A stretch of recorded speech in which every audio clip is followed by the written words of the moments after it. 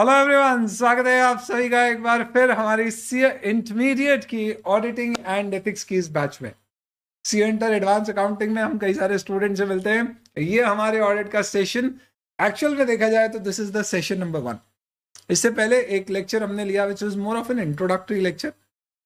वो introduction lecture में आपको एज सच बताया गया कि ए आपके ऑडिट के सिलेबस में क्या क्या चैप्टर्स हैं, बी क्या क्या किताबें आपको मिलेगी, सी बैच की क्या ड्यूरेशन रहेगी, टेस्ट कब किए जाएंगे, क्या आपको टेक्स्ट सपोर्ट मिलेगा एंड ऑल दैट स्टफ। इस लेक्चर में अब एक्चुअल में अपन ऑडिट शुरू कर रहे हैं दोस्तों, सबसे पहले चैप्टर।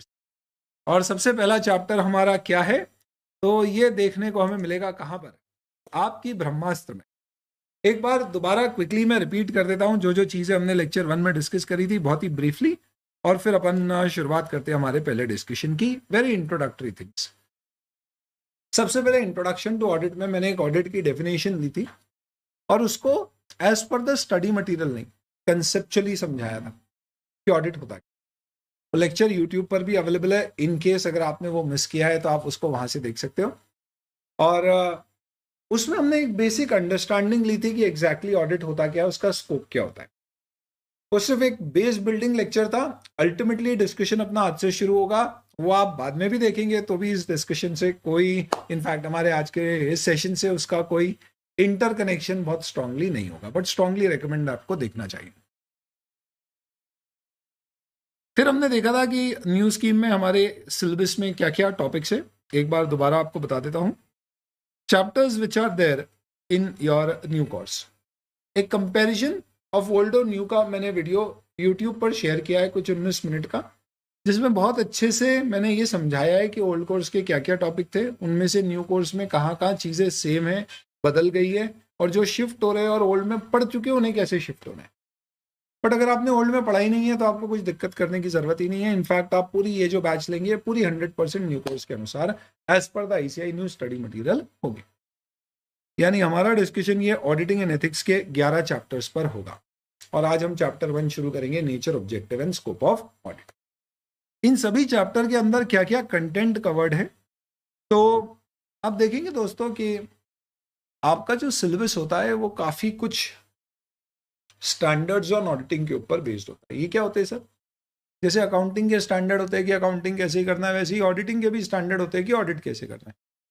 और हर चीज पे स्टैंडर्ड है।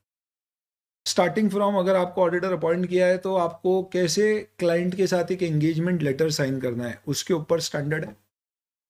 और जिसका डिस्कशन अगर आप देखोगे तो आपको सीधे चैप्टर नंबर 11 में देखने को मिलेगा, जबकि वो एकदम शुरू की बात।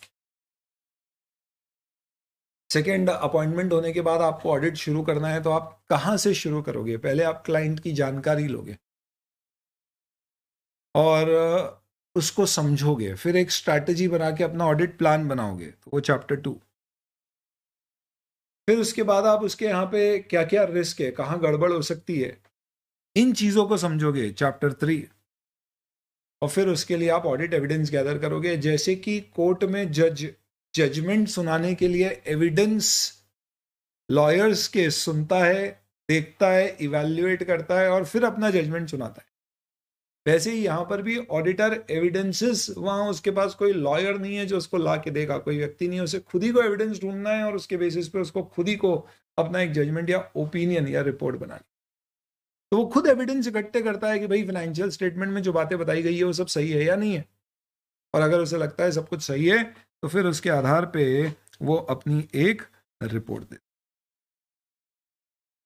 रिपोर्ट देने से पहले, एविडेंस गैदर करने के दौरान उसे कई सारी चीज़ों का ख्याल रखना पड़ता है, जैसे कि बिजनेस बंद तो नहीं हो जाएगा, रिलेटेड पार्टीज के साथ किस तरह की हमारी रिलेशनशिप से एंटिटी की,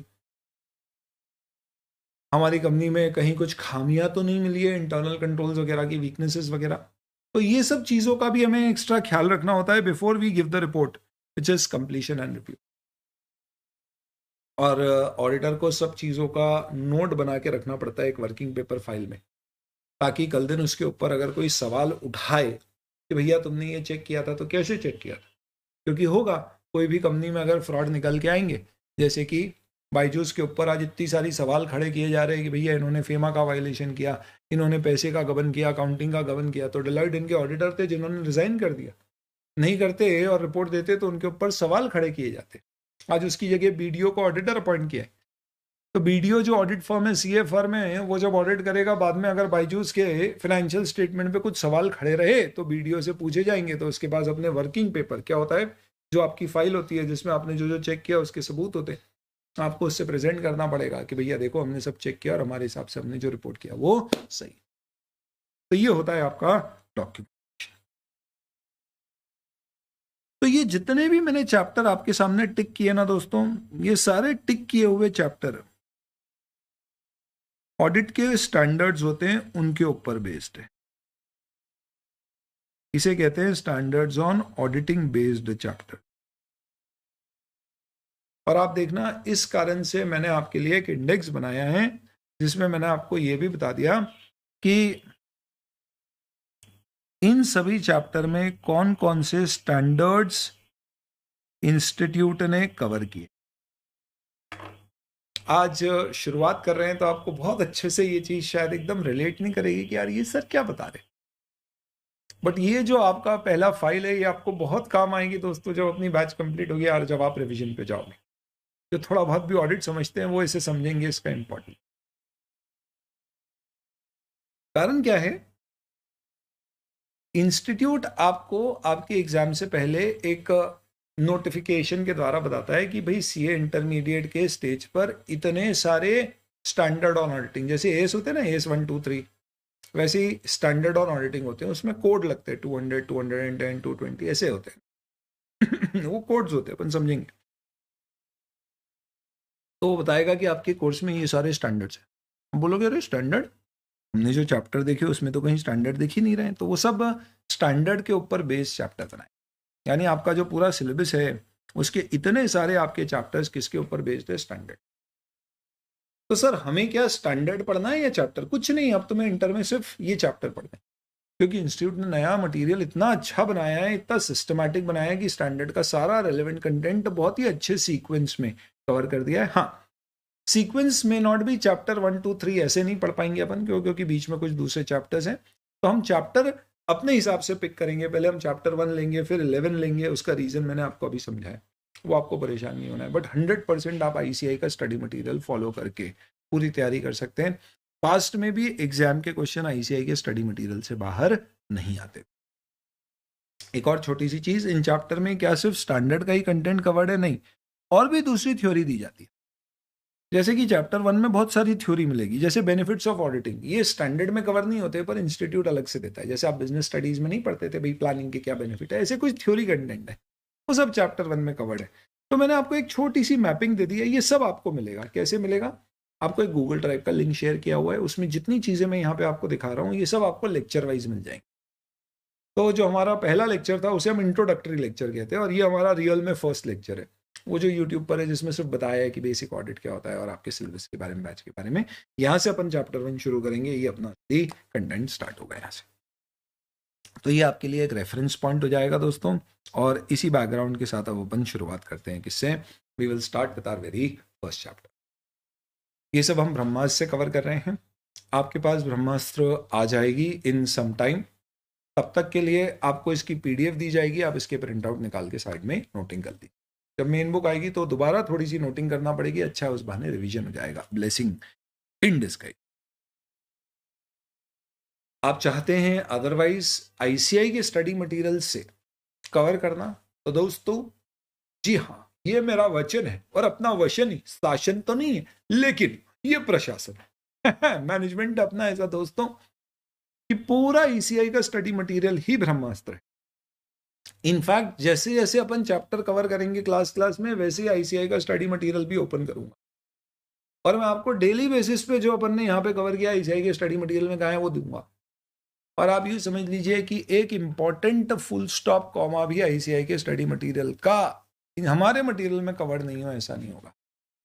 यानी हम जो पढ़ रहे हो पूरा आईसीआई स्टडी मटेरियल पढ़, इनफैक्ट सारे चैप्टर सेम उसी फ्लो में बनाए गए जैसे आईसीआई का स्टडी मटेरियल। तो सर अपन आईसीआई स्टडी मटेरियल से ही पढ़ लेते हैं। अरे गजब, क्या गजब एग्जाम, सोचे तुम्हारी, बहुत सही बोला तुमने। आईसीआई के स्टडी मटेरियल से अगर तुमने ऑडिट पढ़ लिया दोस्तों तो तुम्हारी नैया पार लग जाएगी थ्योरेटिकली, क्योंकि एग्जाम में तो वही आता है, पर तुम पढ़ ही नहीं पाओगे। मैं तुमको आईसीआई का स्टडी मटेरियल बता, आ जाओ। ये आईसीआई का इंस्टीट्यूट का स्टडी मटेरियल है। अगर तुमको साइड में छोटा सा पेज नंबर दिख रहा है तो देख लो, it is 825 pages, index page तो जोड़े नहीं। तो पहली चीज, ये 825 पेज का मटेरियल है, और ये मटेरियल में ये ऐसा मटेरियल है, आप कंपेयर कर लो अभी। ये है ओरिजिन ऑफ ऑडिटिंग, जिसमें पूरी कहानी बताई गई है ऑडिट कैसे ओरिजिन हुआ है। इसी चीज को, इससे पहले तो ठीक है ये इंट्रोडक्शन है जिसमें कुछ ऐसा खास होता नहीं, तो ये ओरिजिन और ऑडिटिंग को, इसी चीज को जो वहां पे दिया है मैंने यहाँ पे दे रखा है इस तरह। तो हर पर्टिकुलर पैराग्राफ का क्या क्रक्स है, उसका सीक्वेंस, उसकी हेडिंग डाल दी, 1 2 3 4 5 दे दिया। एग्जाम में कितना इंपॉर्टेंट है वो सेकेंडरी, वो मैं मार्क कराते जाऊंगा, बट आप इसको देख के और उसको देख के एक चैप्टर में ही कंपेयर करके समझ जाओगे कि है पूरा ECI study material but formatted with emphasis on important things, better sequencing, use of color codes wherever we can do or it is required to make the whole subject more interesting, the content more interesting, even without losing anything of the. तो ये मेरा वचन है दोस्तों कि आपका ICI का study material अलग से रेफर करने की जरूरत नहीं है। क्वेश्चन बैंक जो आपकी होगी, जो हम साथ साथ में कवर करेंगे क्लास में, क्योंकि हमारी ये रेगुलर फुल फ्लेजेड बैच है, सारे question ICI study material past exam के जो अभी भी रेलेवेंट है, आरटीपी एमटीपी वगैरह सब आपकी क्वेश्चन बैंक में कवर्ड है। आपको वो देखने के अलावा कुछ देखने की जरूरत नहीं है। और एमसीक्यू बुक जो आपके साथ शेयर की जाएगी उसमें आईसीआई के सारे रेलेवेंट एमसीक्यूज है, उसके अलावा आपको और कुछ देखने की जरूरत नहीं है। इनफैक्ट इंस्टीट्यूट ने अपनी वेबसाइट पे एमसीक्यूज आपकी बोर्ड ऑफ स्टडीज ऐप पे और वेबसाइट पे लॉगिन आईडी पासवर्ड के अंदर दिए हैं, वो भी इनकॉर्पोरेटेड है आपकी एमसीक्यू बुक में। तो वहां पे आप सॉल्व करोगे, पर आप बाद में रेफर कैसे करोगे, इसलिए प्रिंटेड फॉर्म में अवेलेबल है, आप बाद में इसको रिव्यू भी। इसी के साथ दोस्तों शुरुआत करते हैं अपन लोग अपने पहले चैप्टर की, जिसका नाम है nature, objective and scope of audit. Theory chapter है दोस्तों, ऑडिट ऐसे पूरा ही थ्योरी है, बट बड़ा इंटरेस्टिंग है। और क्या बात कर रहे हो सर, अरे बहुत इंटरेस्टिंग। बस आपको क्या करना पड़ेगा, बस अप्रोच आपकी सही होना चाहिए। वो अप्रोच डेवलप करने के लिए आपको कुछ समय के लिए मेरे हवाले कर देना होगा। जो तरीका मैं आपको बता रहा हूं उस तरीके से आपको पढ़ना शुरू करना। वचन है मेरा, पहला चैप्टर होगा, उसके बाद आप क्वेश्चंस उठा के देखना, आप बोलोगे यूं क्वेश्चन सॉल्व हो रहे हैं हमारे, सॉल्व ही नहीं हो रहे, याद भी रह रहे, और बढ़िया कॉन्फिडेंस भी है कि हमारे पास इंस्टीट्यूट का मटेरियल भी कवर्ड हो रहा है, और मस्त एग्जाम में जो पास्ट में क्वेश्चन आए हुए हैं वो भी सॉल्व हुए हैं, और हमारी एग्जाम में जो आने वाला है वो भी सॉल्व। तो बताओ दोस्तों क्या बोलते हैं, शुरू करें इसी के साथ chapter number 1, nature, objective and scope of audit.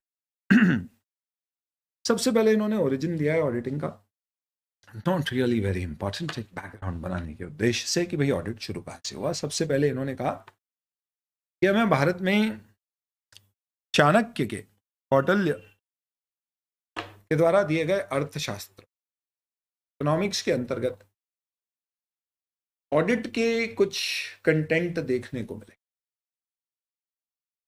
There were references given to auditing.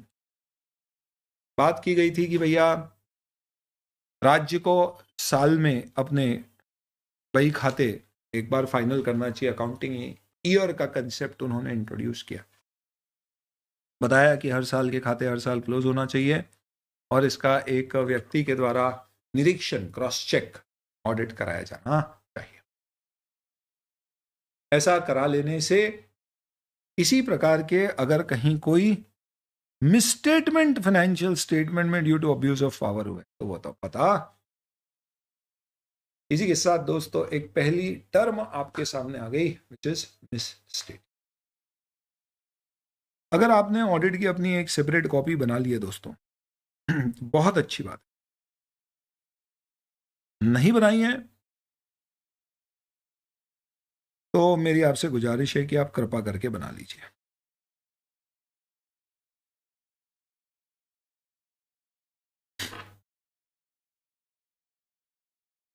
मैं आपको एक सेपरेट फाइल बना के आपके साथ शेयर कर रहा हूं, विच इज बेसिकली ऑन, ये छोड़ो ये डेट वेट ये random,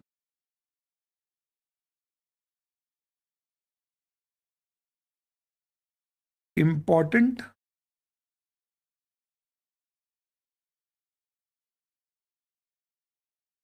repetitive terms in audit. Sir ये सारी इंपॉर्टेंट रिपीटेटिव टर्म्स जो ऑडिट में आ रही हैं, इसका अगर आप एक कोई मटेरियल कंटेंट डेफिनेशन ही दे दो तो मज़ा आ जाए, बिल्कुल दूंगा। लेकिन दिक्कत यह है कि वहाँ पे भी जो लैंग्वेज होगी वो कौन सी वाली लैंग्वेज होगी, जो डेफिनेशंस में लैंग्वेज दी गई है स्टैंडर्ड में, टेक्निकल। और यहाँ अपन लिखेंगे तो अपने पास खुली छूट है, अपन मस्त खुले आसमान के नीचे उड़ते पंछी की तरह जैसा जो लिखना चाहें, जहां घूमना, जैसी बात करना चाहें वैसा कर सकते हैं। यानी कि यहां हमारा उद्देश्य इन टर्म्स को समझाना होगा।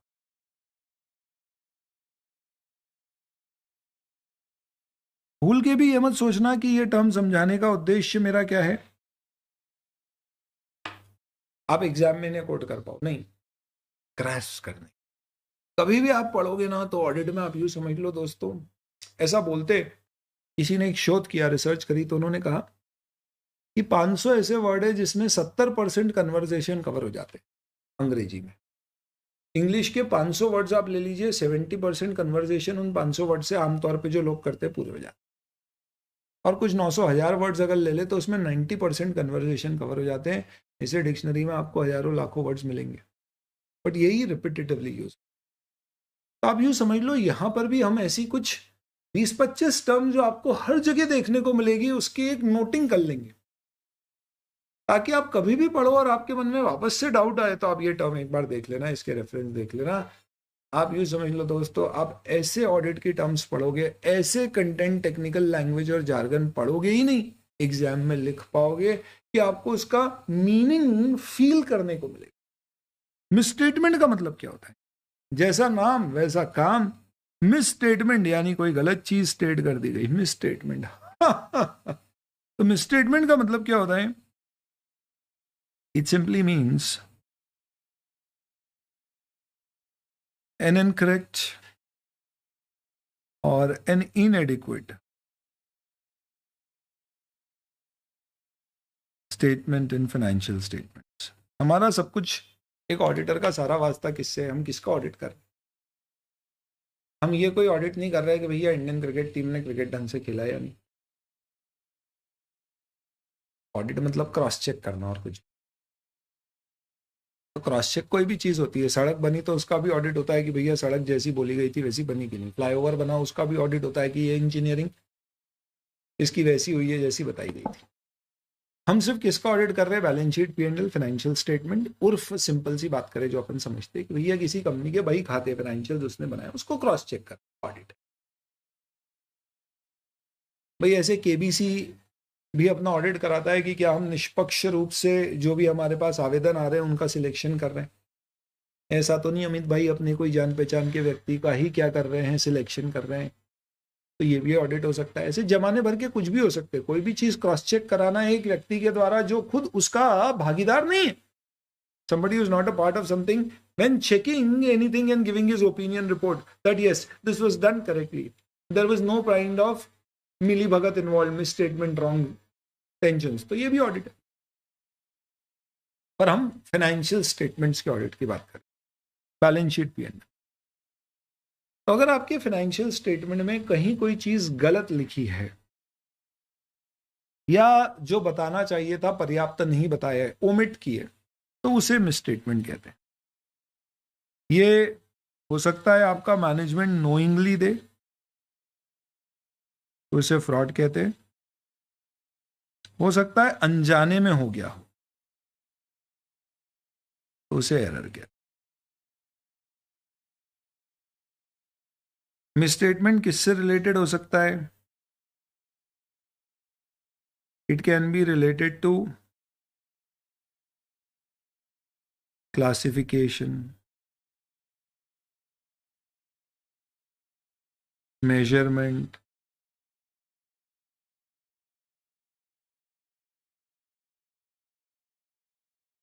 प्रेजेंटेशन और डिस्क्लोजर। टेक्निकली नहीं, समझने के लिए, समझाने के लिए लिख रहे, नोट करेंगे आप लोग भी साथ साथ में। हाँ, थोड़े समय तक आपको मेरे हिसाब से चलना पड़ेगा। अपन ऑडिट को सिर्फ समझेंगे नहीं, याद नहीं करेंगे, फील कर पाएंगे। क्लासिफिकेशन एग्जाम्पल से समझाता हूँ। रेड में हाईलाइट, ब्लैक में थ्योरी और ब्लू में एग्जाम्पल्स। एक्स्ट्रा कोई भी चीज़ तो पिंक। अगर आपके पास 4 कलर की पेन हो सके तो आप भी ले आइए। पिंक नहीं मिल रहा है, ग्रीन यूज़ कर लीजिए। तो जैसे क्लासिफिकेशन में मैंने क्या किया, कैपिटल एक्सपेंडिचर को रेवेन्यू बुक कर दिया या वाइस वर्सा। मशीन खरीद के लाया, खर्चा बुक कर दिया। मशीन में रिपेयर किया, मशीन की कॉस्ट में ऐड कर दिया। ये गलत है। जान करके किया ताकि मैं प्रॉफिट कम ज्यादा कर सकूं तो फ्रॉड है, अनजाने में हुआ तो एरर है। Measurement, valuation. तो इसका मतलब मैंने क्या किया, डिप्रिसिएशन कम चार्ज किया ताकि कंपनी के प्रॉफिट ज्यादा दिखे। कोई ऐसा क्यों करेगा भाई, प्रॉफिट ज्यादा तो शेयर की प्राइस बढ़े। तो ये मेजरमेंट का इशू है, इससे अमाउंट आपने गलत की। सेल्स ओवर बुक कर दी, जैसा बाईजू ने किया, ऐसा लोगों ने कहा। यानी अप्रूवल पर माल दिया था पर सेल बुक कर दी, ज्यादा सेल दिखाने के लिए। प्रेजेंटेशन, करंट को नॉन करंट दिखा दिया। होता है ना बैलेंस शीट में असेट लायबिलिटी में current non current. Disclosure, let's say secured unsecured. हमारी कोई असेट हमने गिरवी रखी थी, बताया नहीं कि इसके अगेंस्ट में चार्ज क्रिएटेड है, डिस्क्लोजर नहीं दिया। रिलेटेड पार्टी के साथ कोई ट्रांजैक्शन हुए, नहीं बताए। जैसा अभी आपने सुना हो तो ऐसी नियम होती है दोस्तों, अपन देखेंगे एडवांस अकाउंट्स में। आप AS 18 रिलेटेड पार्टी डिस्क्लोजर्स कहता है कि हर कंपनी ने जो भी रिलेटेड पार्टी के साथ ट्रांजैक्शन किया अनिवार्य रूप से उसे बताना होते हैं नोट्स टू फाइनेंशियल स्टेटमेंट में। तो अडानी के ऊपर जो हिंडनबर्ग की रिपोर्ट बीच में आई थी, आपने कभी सुनी हो उसके बारे में, तो उसमें हुआ यही। उन्होंने बहुत सारे आरोप लगाए अडानी के ऊपर और कहा कि ये देखिए ये सारी गड़बड़ है, जिसमें एक बड़ा आरोप ये था कि उनकी कोई सिंगापुर में उनके कोई भाई की कंपनी है और अडानी से माल वही खरीद रही है जिससे अडानी की सेल बढ़ के दिख रही है, और वो बढ़ी हुई सेल से अडानी लोन ले रहा है, जबकि एक्चुअल में कुछ भी नहीं है। वो आदमी माल खरीदना सिर्फ बुक्स पे खरीदने का काम। तो यहाँ से सेल बुक होती है और फिर वही आदमी अडानी को कुछ सप्लाई भी कर रहा है, वो परचेज भी बुक हो रही है, नेट सेटलमेंट हो रहे हैं, पैसे का कोई लेन देन हो नहीं रहा है, बस बुक्स में सेल परचेज सब बड़ा बड़ा के दिखाई दे। तो ये मिसस्टेटमेंट का मतलब क्या है, गड़बड़। गड़बड़ कौन कर सकता है, अनजाने में हो सकती है, जान करके हो सकती है। जान करके करेंगे तो कौन करेंगे, एम्प्लॉय कर सकते हैं, टॉप मैनेजमेंट कर सकते हैं। तो हमारे चाणक्य भाई ने, हमारे कौटिल्य जी ने कहा कि भैया जब राज्य के खाते बनते हैं तो उन खातों में ऐसा हो सकता है कि गड़बड़ हो, और ये गड़बड़ जान करके करी जा सकती है। क्यों, क्योंकि धनानंद जैसे, कभी आपने चाणक्य मौर्यन एम्पायर से पहले धनानंद को बाहर करके चंद्रगुप्त मौर्य जब आए तो उन्होंने बोला कि भैया ये जो इस तरह के धनानंद जैसे राजा होते हैं ये अपनी पावर का अब्यूज करते हैं, ये जनता का पैसा जनता के कल्याण में खर्च करने की जगह अपने पर्सनल शौक के लिए पूरा करते हैं और बताते हैं कि जनता के कल्याण में खर्च की। तो इसलिए जरूरी है कि कोई इसका क्रॉस चेक निष्पक्ष रूप से करे और बताए कि भैया ये देखिए ये खर्च। तो आपने सुना होगा दोस्तों, अभी बहुत सारे एग्जाम्पल ऐसे ही चलेगा, अभी शुरू में थोड़ा बेस बनते जाए, अपना समझ में आते जाए, फील होते जाए। भारत पे के फाउंडर के ऊपर, अरे क्या नाम है उसका बताओ, ओ ग्रोवर, ग्रोवर। यूट्यूब देखते हो तो आमतौर पे तुमको देखते रहे। तो भारत पे के जो फाउंडर थे उनके ऊपर क्या आरोप लगाया गया कि इन्होंने खर्चे बुक किए भारत पे जिसपे जनता का पैसा लगा हुआ है। इक्विटी फंडिंग ले रखी है ना कईयों से उन्होंने, और वो खर्चे उन्होंने बुक करे और वो खर्चे एक्चुअल में खर्चे ही नहीं थे, वो पैसा घर ले गए। तो उनके ऊपर आरोप लगाया कि उन्होंने प्लेसमेंट कंसल्टेंसी के नाम पर, कि भैया हमने एम्प्लॉय को रखा तो उसके लिए कंसल्टेंट हायर किया था, उसने वो एम्प्लॉय रिक्रूट करवाया, उसको कमीशन दिया 70-80 करोड़ रुपए का, और मालूम पड़ा कि वो 70-80 करोड़ का कमीशन जिस प्लेसमेंट एजेंसी को दिया है वो उनकी वाइफ की है, और उसकी वाइफ ने कोई सोर्स किया ही नहीं था। वो तो लोग डायरेक्ट आए थे हमारे पास पर दिखा दिया था कि उन्होंने सोर्स किए थे और उनको कमीशन दे दिया, और इससे कंपनी के 80 करोड़ रुपए बाहर उनके खाते में डलवा दिए। तो ये तो फ्रॉड है, गलत हो रहा है, ये जो हो रहा है सही नहीं हो रहा है, इसे कहते हैं मिसस्टेटमेंट। अभी आरोप लगा है, प्रूव होगा वो आगे की बात है।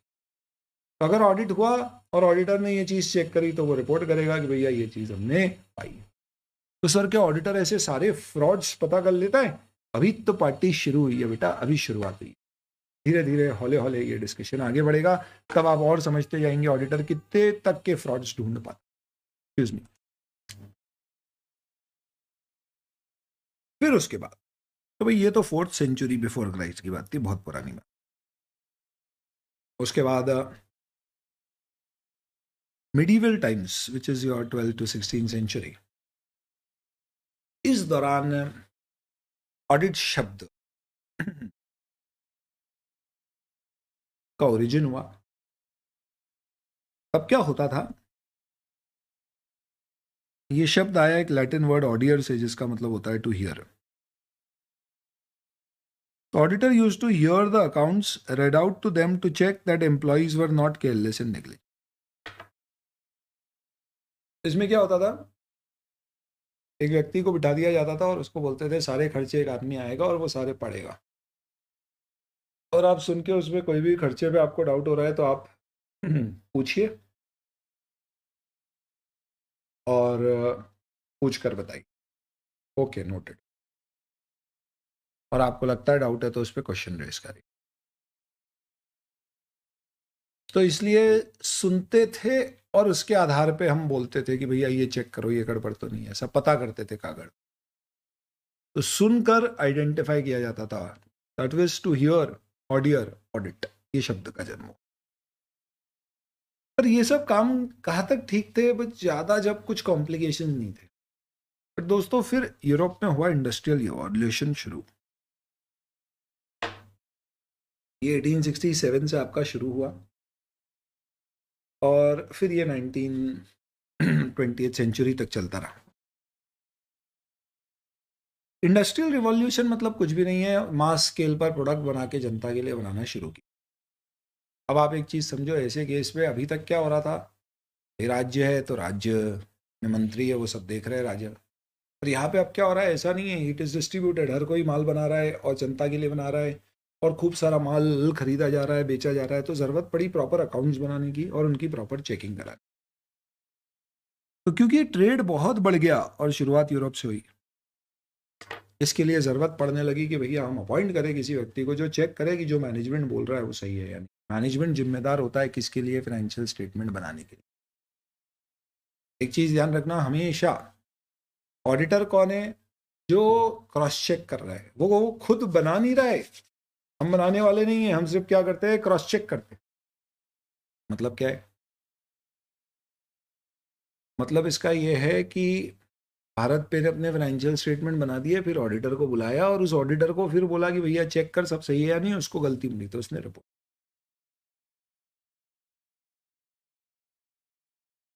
जैसे बताया किसी ने गुजरात से है, तो गुजरात में आपके सरदार वल्लभ भाई पटेल का बड़ा सा स्टैचू बनाया गया, 10 सिटी का निर्माण किया गया। अब वहाँ पे जो भी खर्चे हुए वो सरकार ने किए, तो एक ऑडिटर होता है। तो क्योंकि आप देखो सबसे पहले राज्य में ऑडिटर आए, तो ऐसे आज भी ऐसा होता है दोस्तों कि गवर्नमेंट के सारे एक्सपेंडिचर का ऑडिट करता है और उस आदमी को नाम बोला जाता है controller and auditor general, CNDG। आज भी भारत में सारे सरकार के खर्चों के ऊपर चेक कौन करता है, CNDG, controller and auditor general of India. ये एक व्यक्ति है क्या, जैसे प्रधानमंत्री एक पोस्ट होती है ना, वैसे ही CNDG एक पोस्ट है। इसके साथ बहुत सारे लोग हैं, कई सारे डिपार्टमेंट है। जैसे PMO आपका ऑफिस है, वैसे ही इसका भी क्या होता है, पूरा CNDG का एक ऑफिस होता है, supreme audit institution of India. देखेंगे अपने सिलेबस। तो इसने क्या किया, चेक किया पूरा, और चेक करके फिर ये रिपोर्ट करता है कि भैया यहाँ खर्चे जो हुए ये अप्रूव नहीं थे, इसका कोई अप्रूवल नहीं हुआ, ये मार्केटिंग पे इतने ज़्यादा खर्चे हुए, ये अलाउड ही नहीं थे फिर भी किए गए। ये सब ऐसी रिपोर्ट। क्या बात कर रहे हो सर, वाकई ऐसा होता है क्या? हाँ होता है, और रिपोर्ट में लिखा हुआ भी आता है। आप न्यूज़पेपर पे फॉलो करते हो तो कई बार ऐसा देखना आएगा। सुना CNDG ने रिपोर्ट किया है कि इस पर्टिकुलर जगह पे सरकार ने इतना वेस्टफुल एक्सपेंडिचर किया, एडवर्टीजमेंट्स के ऊपर इतने सारे खर्चे किए गए जो कि सैंक्शनड ही नहीं थे। ऐसे आपको रिपोर्ट देखनी। तो इसका होता क्या है, बाकायदा पार्लियामेंट में डिबेट होती है, डिस्कशन होता है, सब आएगा। अभी तो पार्टी शुरू हुई है। तो जो खाते बना रहे हैं उसके अलावा कोई एक व्यक्ति है जो उसे चेक कर रहा है और अपनी रिपोर्ट में बता रहा है सब सही है नहीं है। तो गवर्नमेंट एंटिटीज इन इंडिया में क्यों? क्योंकि पहले ज़्यादातर इंडस्ट्रियल या कमर्शियल एक्टिविटीज सरकार के हाथ में ही थी, और ऐसे भी 1860 तो इसका मतलब क्या है, बेसिकली देश गुलाम था अंग्रेजों का। तो तब अंग्रेजों ने क्या किया, auditor general of India appoint किया और उसे अकाउंटिंग और ऑडिटिंग के फंक्शंस दिए। उसे बोला भैया खाते कैसे बनाना है तुम बताओ, उसके आधार पे जहाँ जहाँ पर भी क्या हो रहा है, लेट्स से कोई इलेक्ट्रिसिटी जनरेशन का हमारा ऑफिस है, या लेट्स से कोई रेलवेज हम चला रहे हैं, तो ये सब वो लोग क्या करेंगे, इन सारी चीज़ों के बही खाते बनाएंगे और फिर तुम उसको ऑडिट करना, कैसे खाते बनाना है ये भी तुम उनको समझाओ। और फिर ऑडिटर जनरल का ऑफिस बाद में क्या हुआ, स्टैट्यूटरी रिकॉग्निशन। स्टैट्यूटरी शब्द का मतलब क्या होता है, लीगल, बस और कुछ नहीं। उसे एक लीगल रिकॉग्निशन मिल गई और उसे नाम दे दिया गया controller and auditor general of India. अभी मुर्मू साहब इसके क्या है, CNAG हैं भारत। सर ये CA होते हैं क्या? नहीं, ये बेसिकली आप यूँ समझ लो IAS IPS अफसर होते हैं जो रैंक में बढ़ बढ़ के इस तरफ पोस्ट हो जाए। ये इंडिपेंडेंट कॉन्स्टिट्यूशनल अथॉरिटी है जो कि रिस्पॉन्सिबल है किसके लिए, सरकार की सारी रिसीप्ट और एक्सपेंडिचर का ऑडिट करना। इंडिपेंडेंट कॉन्स्टिट्यूशनल अथॉरिटी का मतलब क्या है, स्वतंत्र,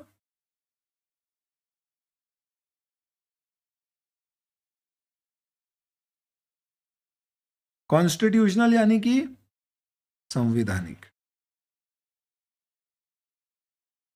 यानी भारत के संविधान में CNAG के प्रावधान डाले गए और कहा गया है भारत के संविधान में क्या, कि सरकार के सारे बही खातों को स्वतंत्र रूप से चेक करने वाला ऑफिस होगा CNAG।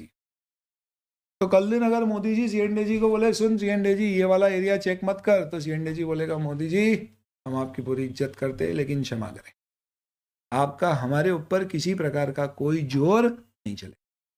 क्या मोदी जी सुप्रीम कोर्ट के जज को बोल सकते हैं कि ये वाला केस हमारे फेवर में सुनाना, ये केस मत सुनो? सवाल ही नहीं उठता। वो एक स्वतंत्र कॉन्स्टिट्यूशनल बॉडी। ऐसे ही CNAG भी एक इंडिपेंडेंट कॉन्स्टिट्यूशनल बॉडी। पर CNAG तो गवर्नमेंट एंटिटी का ऑडिट कर रहा है, तो फिर प्राइवेट एंटिटीज का ऑडिट कौन करेगा? तो इसके लिए फिर 1949 में निर्माण हुआ दोस्तों हम सबका दुश्मन नंबर 1 जो हमारे और हमारे CA की डिग्री के बीच में ICI, ऐसा नहीं बोलते। Institute of chartered accountant of India was established as a statutory body. Statutory यानी लीगल बॉडी। कैसे लीगल बॉडी है, इसके लिए पूरा एक्ट पारित किया गया पार्लियामेंट। हमारी कॉन्स्टिट्यूशनल अथॉरिटी नहीं है, भारत के संविधान में नहीं लिखा है ICI बनाया जाएगा, पर एक एक्ट के अंतर्गत पार्लियामेंट ने पास किया एक एक्ट, जैसे GST का एक्ट पास हुआ, इनकम टैक्स का एक्ट पास हुआ है, वैसे ही CA एक्ट 1949 पास हुआ और हमारा प्रोफेशन बनाया गया चार्टर्ड अकाउंटेंसी का, और बोला गया ICI एकमात्र संस्थान है जो चार्टर्ड अकाउंटेंसी के प्रोफेशन को भारत में रेगुलेट। ये है बेटा ओरिजिन ऑफ ऑडिटिंग से रिलेटेड कुछ काम के तथ्य जो आपको पता होना चाहिए। Important? No, not really important. एक बैकग्राउंड बना ये समझने, ठीक है। फिर आते हैं अपन meaning and nature of audit. ये इंपॉर्टेंट है क्या? बहुत ही बेसिक है, पर इंट्रोडक्टरी क्लास में हमने ये डेफिनेशन समझने के उद्देश्य से डिस्कस की थी, अब अपन इसे एग्जाम के उद्देश्य से डिस्कस करेंगे। इसमें क्या मुद्दे दिए गए हैं और अगर आता है तो हमें क्या पढ़ना है, क्या लिखना है, क्या कहना। Okay guys, let's get go in audit. ठीक है भाई, यहां तक थोड़ी स्प्लिट स्लो कर दीजिए लिखने की। ओके, बाकी अदरवाइज देखो ये बेसिक बैकग्राउंड वाली चीज है। आइए, an audit is an independent examination of financial information of any entity, whether profit oriented or not, irrespective of size or legal form. Any entity लिखा है तो लिखने की जरूरत ही नहीं है, पर समझाने के लिए लिख दिया इन्होंने। When such an examination is conducted with a view to express an opinion there. तो ये मीनिंग और नेचर ऑफ ऑडिटिंग। ऑडिट की डेफिनेशन कह सकते हैं। सबसे पहले कहा है कि ये एक स्वतंत्र जांच है, इंडिपेंडेंट है, एग्जामिनेशन है। फाइनेंशियल मैटर का, वित्तीय मुद्दों का फाइनेंशियल इंफॉर्मेशन। किसकी फाइनेंशियल इंफॉर्मेशन? किसी संस्थान की, व्यक्ति की हो सकती है क्या कराना चाहे, पर नॉर्मली एंटिटी यानी बिजनेस के ऑडिट होते हैं। पर बिजनेस जरूरी नहीं है प्रॉफिट मेकिंग बिजनेस हो, चैरिटेबल ऑर्गेनाइजेशन के भी हो सकते हैं। प्रॉफिट बनाने वाली हो या नहीं, छोटी हो, कंपनी हो, पार्टनरशिप फर्म हो, प्रोप्राइटरशिप फर्म हो, किसी का भी ऑडिट हो सकता है, कोई दिक्कत नहीं। कोई भी संस्थान, इंस्टीट्यूशन, सेपरेट लीगल एंटिटी हो नहीं हो, कोई फर्क नहीं। बस ये बात तय है कि जो आप एग्जामिनेशन कर रहे हो उसमें उसका आपका उद्देश्य उस पर एक राय कायम कर। कैसी राय? कि क्या हमारे फाइनेंशियल स्टेटमेंट जो बनाए गए सही है क्या? तो अब एग्जाम पॉइंट ऑफ व्यू से स्टडी मटेरियल में दिए गए कंटेंट के आधार पर अपन इसका एनालिसिस करें। क्या कहा गया है? Audit is an independent examination of financial information. तो सबसे पहला सवाल है, इंडिपेंडेंस का मतलब क्या?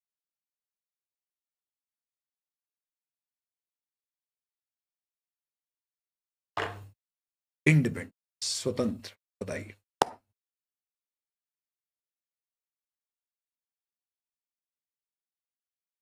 इतनी गजब डेफिनेशन दी है जो आपको याद रखना पड़ेगी exam point of view. Independence means that judgement of a person is not subordinate to the wishes or direction of another person who has engaged. Superb. Beautiful definition. कहा गया है, judgment of a person is not subordinate to the wishes of the person appointing him. मेरे निर्णय उनकी इच्छाओं पर आधारित नहीं है जिन्होंने मुझे नियुक्त किया। यानी मैं वो कठपुतली नहीं हूं जिसे मुझे अपॉइंट करने वाले लोग चला सकते। मैं एक स्वतंत्र व्यक्ति, जिसको अपॉइंट करने वाले लोग ये नहीं कह सकते कि मैं जैसा कहूं वैसा कर। इनफैक्ट मैं इंडिपेंडेंटली, यानी बिना उनके इन्फ्लुएंस के, जो सही है उस पर अपना ओपिनियन। समझिए बहुत ध्यान से, आराम से।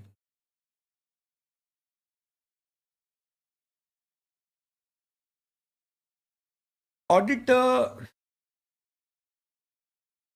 किसी भी एंटिटी का होता है तो प्रोसेस क्या होता है आपको मैं समझा। प्रोसेस में सबसे पहले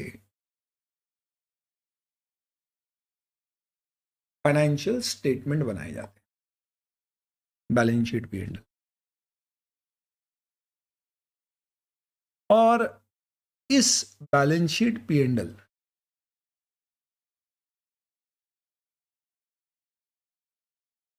वो खास तौर पे जब आप कहीं जमा करते हो तो सवाल उठता है कि भैया आपने जो बनाया वो सही है या नहीं है, कैसे पता पड़ेगा? क्योंकि मुझे सिंपल सी एक बात बता, तुम कुछ दोस्तों ने न्यू ईयर की पार्टी प्लान करी, 50 दोस्तों का अपना ग्रुप है, मस्त कॉन्ट्री पार्टी रखने की बात हुई और 2 लोगों को जिम्मा दिया कि भैया तुम डिसाइड करो क्या करना है। ऐसा हमारे यहाँ होता है, हर साल हम 2 लोग आइडेंटिफाई करते हो, पूरी पार्टी मैनेज करते। 1000 रुपए का फिक्स कंट्रीब्यूशन सबने दिया, 50,000 रुपए उन्होंने इकट्ठे कर दिया। अब वो पूरी पार्टी प्लान करी, करने के बाद वो बकायदा पूरे खाते बना देते कि भैया कितने खर्चे हुए, बच जाते तो बढ़ जाते वापस से, ज्यादा लगते तो वापस सब लोग देते। उन्होंने पार्टी होने के बाद में एक पूरा ब्यौरा बना के दे दिया कि भाई देखो ये खर्चे हुए। हमने उन पे विश्वास कर लिया। बोल रहे तो क्या झूठ बोलेंगे।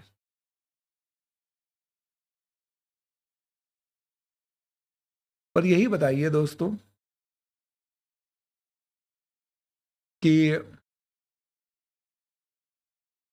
अगर ऐसा आप 50 दोस्तों के बीच में होने की बजाय, समझिए कि हमारी स्कूल के 10 अलग अलग क्लासेस के 50-50 बच्चों ने मिलकर 500 बच्चों की न्यू ईयर पार्टी प्लान कर, सब 1000 रुपए दे रहे, 5 लाख रुपए इकट्ठे हो गए, और 2 लोगों को जिम्मा दिया है पूरी पार्टी मैनेज करना। ऐसी सिचुएशन में कहीं ना कहीं वो जो खर्चों का ब्यौरा देंगे आपको, अंदर से ऐसी फीलिंग तो आ सकती है कि यार पत्ते ने खुद के 1000 तो बचा ही लिए होंगे, कोई खर्चे फेक डाल दिए होंगे। हो सकता है कहीं उसने लेट्स से डेकोरेशन कराया, डेकोरेटर ने बिल दिया 50,000 रुपए का, हो सकता है उसको 40 ही पे किया हो, बिल 50 का मिल गया। पॉसिबल तो है कि उसने थोड़े पैसे बना लिए। हमने क्लब चालू किया। ये क्लब में हमारा सिंपल है कि भाई हर कोई कंट्रीब्यूट करता है और उससे क्लब फंक्शंस करता है, इवेंट्स करता है, स्पोर्ट्स इवेंट्स होती है। रिस्क है कि वो पैसे गबन ना कर ले खुद के लिए। तो कैसे करेगी इसको चेक? एक सिंपल सा तरीका, हम किसी एक निष्पक्ष व्यक्ति को बोल देते हैं कि यार तुम ये सारे खाते चेक कर लो। तो आप समझो कि अपन वही वाली पार्टी लेते हैं सिंपल, कौन सी, अपने 50 दोस्तों की 1000 रुपए लिए, 50,000 रुपए उसने खर्चे का ब्यौरा दे दिया। और लेट्स से हम सभी के टीचर, हमारे सर, हमारे प्रिय सार्थक सर, जिसको हम सभी 50 लोग जानते हैं और हमें विश्वास है उनके, हमने बोला सर आप एक बार प्लीज खाते चेक कर लीजिए। उसने पूरे एक्सपेंस दिए, उसके सारे बिल्स, वाउचर्स, डॉक्यूमेंट सब दे दिए मुझे। मैंने चेक कर लिया। 5-6 लोगों से मैंने कॉल करके भी पूछ लिया कि यार ये तुम्हारा बिल इतने का है, फाइनल सेटलमेंट कितने में हुआ। जैसे टेंट हाउस वाला है, अब टेंट हाउस वाले ने बिल लगाया 10,000 रुपये का, मुझे मालूम है टेंट हाउस वाले बिल जितने का देते उतना पैसा देना नहीं पड़ता है, देते समय उनको 8,000 भी दे सेट कर लेते। मैंने बोला यार कितने रुपए तुमको मिले, कैसे मिले? अच्छा पेटीएम से मिले, चलो उसको वेरीफाई करवा दो। ऐसे मैंने क्रॉस कर लिया और ये सब वेरीफाई करके मैंने बोला कि नहीं यार ये सारे खर्चे जितने दिए गए ये सब मैंने देखे, सब सही है। आप बताओ दोस्तों, जब मैं ये ओपिनियन दे रहा था तो वो जो 2 बच्चे जिन्होंने खर्चा किया सारा, क्या उन 2 बच्चों की इच्छा अनुसार मैंने ये ओपिनियन दिया है क्या? नहीं, मैंने निष्पक्ष रूप से दिया है। हो सकता है कि मुझे नियुक्त किया हो आप 50 में से किन्हीं 2 लोगों ने, लच्छे जिन्होंने खर्चा किया उन्हीं ने अपॉइंट कर दिया। उन्होंने बोला अरे सर कुछ कुछ जगह खर्चे ऐसे हुए हैं जहाँ पे ना थोड़ा बिल नहीं है, आप संभाल लेना, आप मत देखना। मैंने बोला हाँ चल ठीक है, जैसा तू बोलेगा वैसा कर दूंगा। अगर ऐसा है तो फिर ये ऑडिट नहीं है, ही नहीं है, ऑडिट ही नहीं है, क्योंकि ये क्या काम का है? ऑडिट होने के लिए इसका क्या जरूरी है होना? इंडिपेंडेंट होना जरूरी। इसलिए डेफिनेशन में ही बोला है ऑडिट इंडिपेंडेंट एग्जामिनेशन है भैया। और इंडिपेंडेंट का मतलब मुझे नियुक्त करने वालों की इच्छा अनुसार मैं ऑडिट नहीं कर रहा हूं। मैं क्या कर रहा हूं? मैं उनकी इच्छाओं को पूरा करने के लिए ऑडिट नहीं कर रहा। मैं निष्पक्ष रूप से, जैसा मुझे मेरा आईसीआई बताता ऑडिट कैसे होना चाहिए, वैसे ऑडिट कर। तो क्या कहा गया है यहां पे दोस्तों? एक्सक्यूज मी,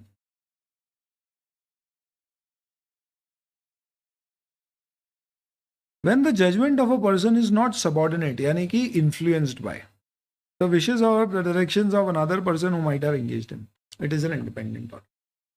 तो आज रिलायंस में सपोज मुझे ऑडिटर अपॉइंट किया, ऑब्वियस सी बात है मुकेश भाई उसके मेजर ओनर हैं, उनकी सहमति के बिना मेरा अपॉइंटमेंट नहीं होता। और मुकेश भाई कल दिन मुझे बोले अरे सुनो जियो में कुछ चीज़ें चेक नहीं करना है आपको, और मैं बोल दूँ जी जी मुकेश भाई कोई दिक्कत नहीं है, तो इसका मतलब फिर ये ऑडिट नहीं हो रहा है। इनफैक्ट मेरी जिम्मेदारी है मुकेश भाई को कहना कि मुकेश भाई ऐसा नहीं होगा, चेक सारी चीज़ें होगी, जो भी होगी सब रिपोर्ट होगी, रिपोर्ट करने से पहले आपसे डिस्कस होगा, पर कुछ गलत है तो रिपोर्ट। मुकेश भाई बोलेंगे हाँ हम चेक कर रहे थे, हमें ऐसा ही व्यक्ति इंडिपेंडेंट, क्यों? क्योंकि हमें हमारे शेयर होल्डर का इंटरेस्ट प्रोटेक्ट, यही तो है रियल ऑडिट। तो याद रखो इंडिपेंडेंस की क्या डेफिनेशन है? Judgements are not subordinate to the wishes of the person engaging him. बस काम की इतनी सी बात है, याद हो जाएगा. तो ऑडिटर क्या होना चाहिए? He should be independent of the entity under audit to form an opinion without any influence. हमें किसी की कोई जबरदस्ती नहीं है, निष्पक्ष रूप से हम opinion. Independence increases our ability to act objectively without any bias. Objectively मतलब without bias. जैसे कि उदाहरण के तौर पे आप समझिए अपनी कंपनी है और अपनी वाइफ चार्टर्ड अकाउंटेंट है और अपन तो सीए कर रहे थे, बने नहीं, वो बन गई. उसने प्रैक्टिस शुरू कर दी, अपने बिजनेस शुरू कर दिया, अपना बिजनेस मस्त चल रहा है, वो आज भी किताबों में सर फोड़ रही है. हमने बोला एक काम कर, क्लाइंट उसको ज़्यादा मिल नहीं रहे, हमने बोला तू हमारा ही ऑडिट कर दे. सबसे पहली बात बताओ, अगर आप उसे अपॉइंट करोगे तो क्या आपको लगता है वो ऑब्जेक्टिवली ऑडिट कर पाएगी? भले ही वो बोले सुनो तुम मुझे ऑडिटर अपॉइंट कर रहे हो, एक चीज़ का ख्याल रखना, ऑडिट करते समय हम ये नहीं देखेंगे कि हमारे हस्बैंड की कंपनी है, निष्पक्ष रूप से ऑडिट करेंगे. मैंने बोला वाह देवी वाह, बहुत बढ़िया, इनफैक्ट हमें तो पूरा विश्वास है तू और ज़्यादा ऑडिट करेगी, दूसरों में फिर भी छोड़ देती, हमारी गलती तो तू कभी नहीं छोड़ने वाली. तो उसने कहा मैं इंडिपेंडेंट करूँगी. पर क्या है, आईसीआई कहता है दोस्तों कि जब रिलेशनशिप आ जाती है ना तो चांसेस बड़े ऐसे रहते हैं कि आपकी ऑब्जेक्टिविटी ना रहे. जैसे फॉर एग्जांपल मैंने अपॉइंट कर दिया उसको ऑडिटर, वो ऑडिट कर रही थी और उसने देखा कि भैया मैंने कोई फॉरेन कंट्री से कुछ गुड्स बेचे, उसका पैसा मंगाया और उसमें आरबीआई के कोई नियम का पालन नहीं किया. अगर ऑडिटर ने नियम रिपोर्ट कर दिया तो सीधे जेल हो जाएगी मेरे. ऐसे केस में वो हो सकता है थोड़ी सी पीछे हट जाए, बोले नहीं रहने दो यार, इनको जेल हो जाएगी. तो इसके लिए क्या बोला गया है कि आपको ये देखना है कि क्या आप ऑब्जेक्टिवली काम कर पाओगे बिना किसी बायस के. इसका मतलब आपको लगता है कि आप बायस्ड हो सकते हो तो फिर बेहतर है कि आप उस संस्थान का ऑडिट मत एक्सेप्ट करो. इसके पूरे नियम दिए गए हैं आईसीआई के द्वारा. उसमें लिखा हुआ है कि अगर आपके रिलेटिव की कंपनी है तो आप उसका ऑडिट नहीं करोगे क्योंकि इंडिपेंडेंट नहीं रह पाओगे. जैसे एग्जाम्पल है, company own manage by brother. एक कंपनी जहां पे आपके पास खुद के कंपनी के पास के शेयर्स है. आप सोचो, आप समझिए एक बात, मैं ऑडिट कर रहा हूँ इन्फोसिस का और मेरे पास ही इन्फोसिस के 5 करोड़ के शेयर्स रखे हो. अब आप सोचो मैं ऑडिट कर रहा हूँ, मुझे इन्फोसिस कंपनी में कोई गड़बड़ मिली, मैंने बोला बाप रे रिपोर्ट कर दी तो शेयर की प्राइस गिर जाएगी. मुझे भी लगेगा ना यार मत करो, अपना भी नुकसान हो जाएगा. या पहले अपन शेयर बेचते फिर करते, इसका मतलब आप निष्पक्ष रूप से काम नहीं कर रहे. तो इसके लिए कहा गया है कि इंडिपेंडेंस का मतलब क्या होता है, निष्पक्ष ऑब्जेक्टिवली काम करना, बिना इन्फ्लुएंस के काम करना, हमारी इच्छा अनुसार, ना कि जिसने अपॉइंट किया उसकी इच्छा अनुसार काम. तो ये आपको इतने सारे पॉइंट ध्यान रखना. 1 2 3 4, फोर्थ तो एग्जाम्पल है, दैट्स ओके. कोई डाउट है आपके किसी के भी तो सर क्या रिलेटेड पार्टी इसको नहीं कर सकते अपॉइंट? नहीं, आगे आप देखोगे ऐसे बहुत सारे नियम है जो मना करते. अगर आपकी कोई रिलेटिव कंपनी में डायरेक्टर है, आप उस कंपनी का ऑडिट नहीं कर सकते. आप खुद डायरेक्टर हो तो भूल जाओ. आपके पास कंपनी के शेयर है, आप ऑडिट नहीं कर सकते कंपनी. आपके रिलेटिव के पास कंपनी के ज़्यादा शेयर्स है तो भी आप कंपनी का ऑडिट नहीं कर सकते. ऐसे सब नियम बना रखे हैं आईसीआई ने या कंपनी लॉ ने, अलग अलग नियमों कानूनों में, सिर्फ इसलिए ताकि ऑडिटर निष्पक्ष रूप से कार्य करे. क्योंकि बहुत सारे सीए इसकी जगह उसकी किसी और को अपॉइंट कर देंगे ऐसा. चलिए, audit can be of an entity that is, ये अपन ने डिस्कस किया. ऐसा नहीं है कि जो लोग प्रॉफिट कमा रहे हैं सिर्फ उन्हीं का ऑडिट होना चाहिए. क्यों? क्योंकि आप एक चीज समझो दोस्तों, एक चैरिटेबल इंस्टीट्यूशन है, क्या उसका ऑडिट नहीं होना चाहिए? आपको पता है आपकी स्कूल कॉलेज चैरिटेबल है, उनका भी ऑडिट होना चाहिए. मंदिर है, ट्रस्ट है, उनके भी ऑडिट होना चाहिए. भाई आज आप समझिए आप किसी चैरिटेबल इंस्टीट्यूशन को लाखों करोड़ों की डोनेशन दे रहे हैं, आप नहीं चाहोगे कि उसका पैसा सही जगह यूज हो रहा है नहीं, ये रिपोर्ट हो. तो मतलब क्लियर है दोस्तों कि ऑडिट किसी भी संस्थान का हो सकता है जहां भी फाइनेंशियल स्टेटमेंट बन रहे हैं.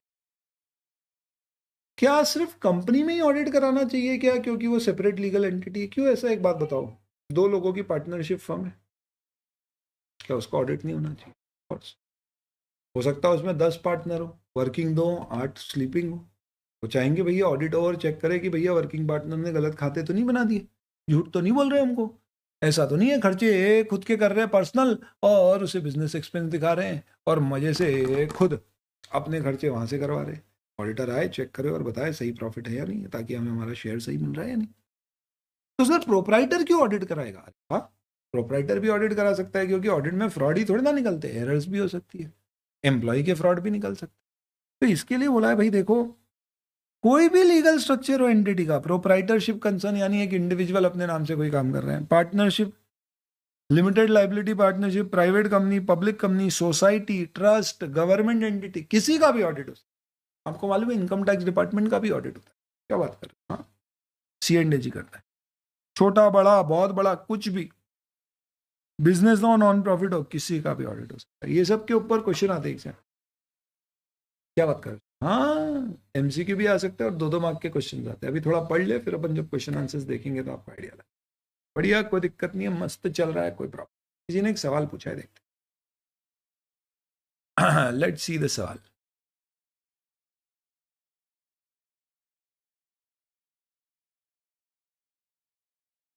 सर जैसे आपने कहा कि शायद अपन ने RBI की किसी गाइडलाइन का पालन नहीं किया, तो क्या हमें हर गाइडलाइन पता होना जरूरी होगी? अरे वाह बेटा, बहुत अच्छा सवाल पूछा, वेरी गुड।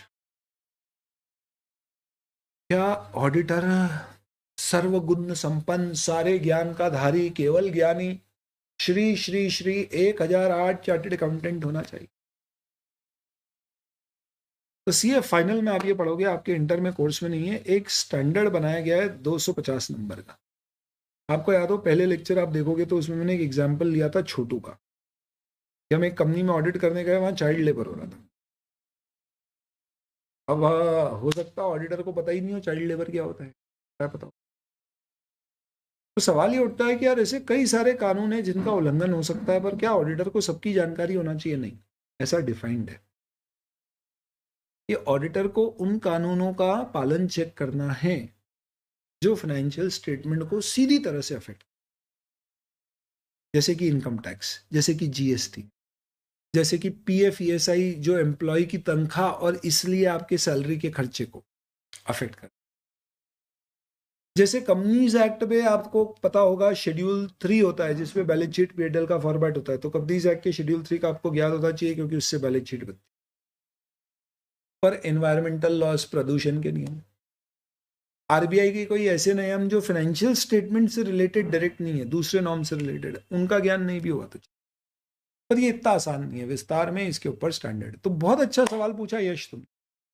तो इसके लिए एक चीज समझो, ये जितने तुम्हारे सवाल ऐसे पैदा होंगे ना, कि जैसे इंडिपेंडेंस पे सवाल आ सकता था तुम्हारे मन में कि सर मेरे ना रिलेटिव की कंपनी नहीं है, मेरे फ्रेंड की कंपनी है, तो क्या मैं ऑडिट एक्सेप्ट कर सकता?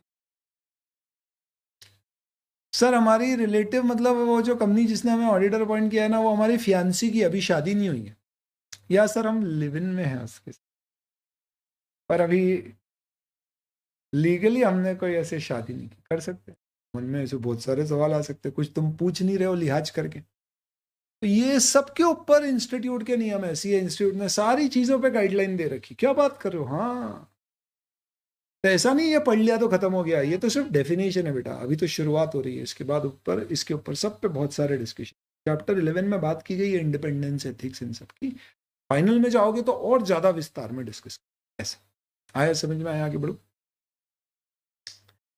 तो किसी भी संस्थान का हो सकता है, बहुत बढ़िया चल रहा है सर। आगे उद्देश्य क्या है ऑडिट का? ऑडिटर बेटा ओपिनियन देता है। कृपा करके ध्यान रखना, ऑडिटर का उद्देश्य फाइनेंशियल स्टेटमेंट बनाना नहीं है। यानी प्रोसेस क्या होता है देखिए,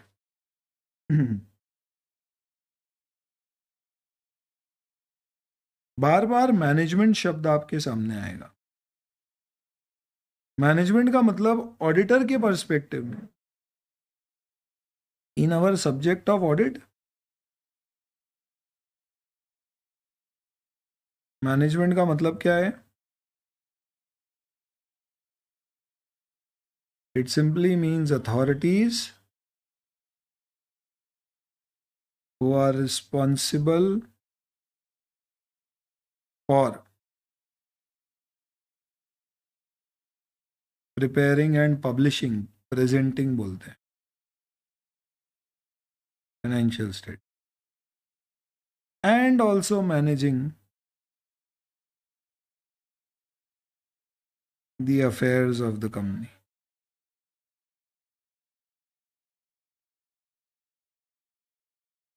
जो बिजनेस चला रहे हैं और मोर इम्पोर्टेंटली जो फाइनेंशियल स्टेटमेंट बनाने के लिए जिम्मेदार।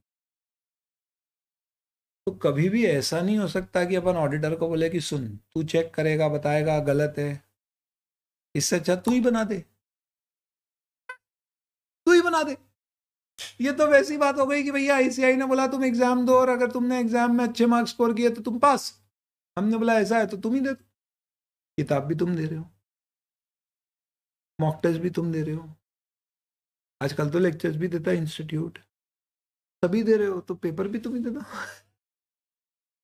तो बोले भैया कुछ जिम्मेदारियां तो कुछ की है, तो हमारा काम क्या है? हमारा काम बही खाते बनाना नहीं है, हमारा काम है चेक करना independent.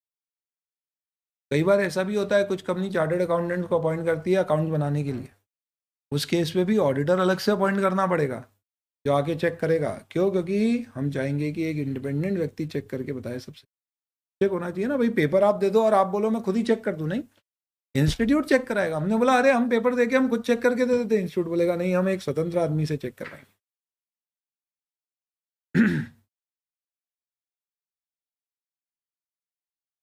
One second.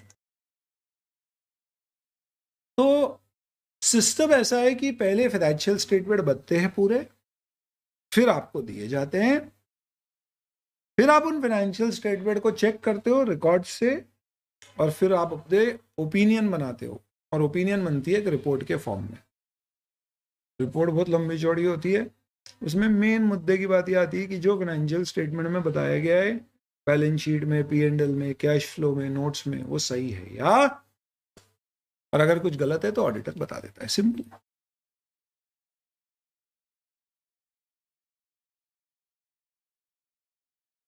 So the purpose of audit is to express an opinion on the financial statement.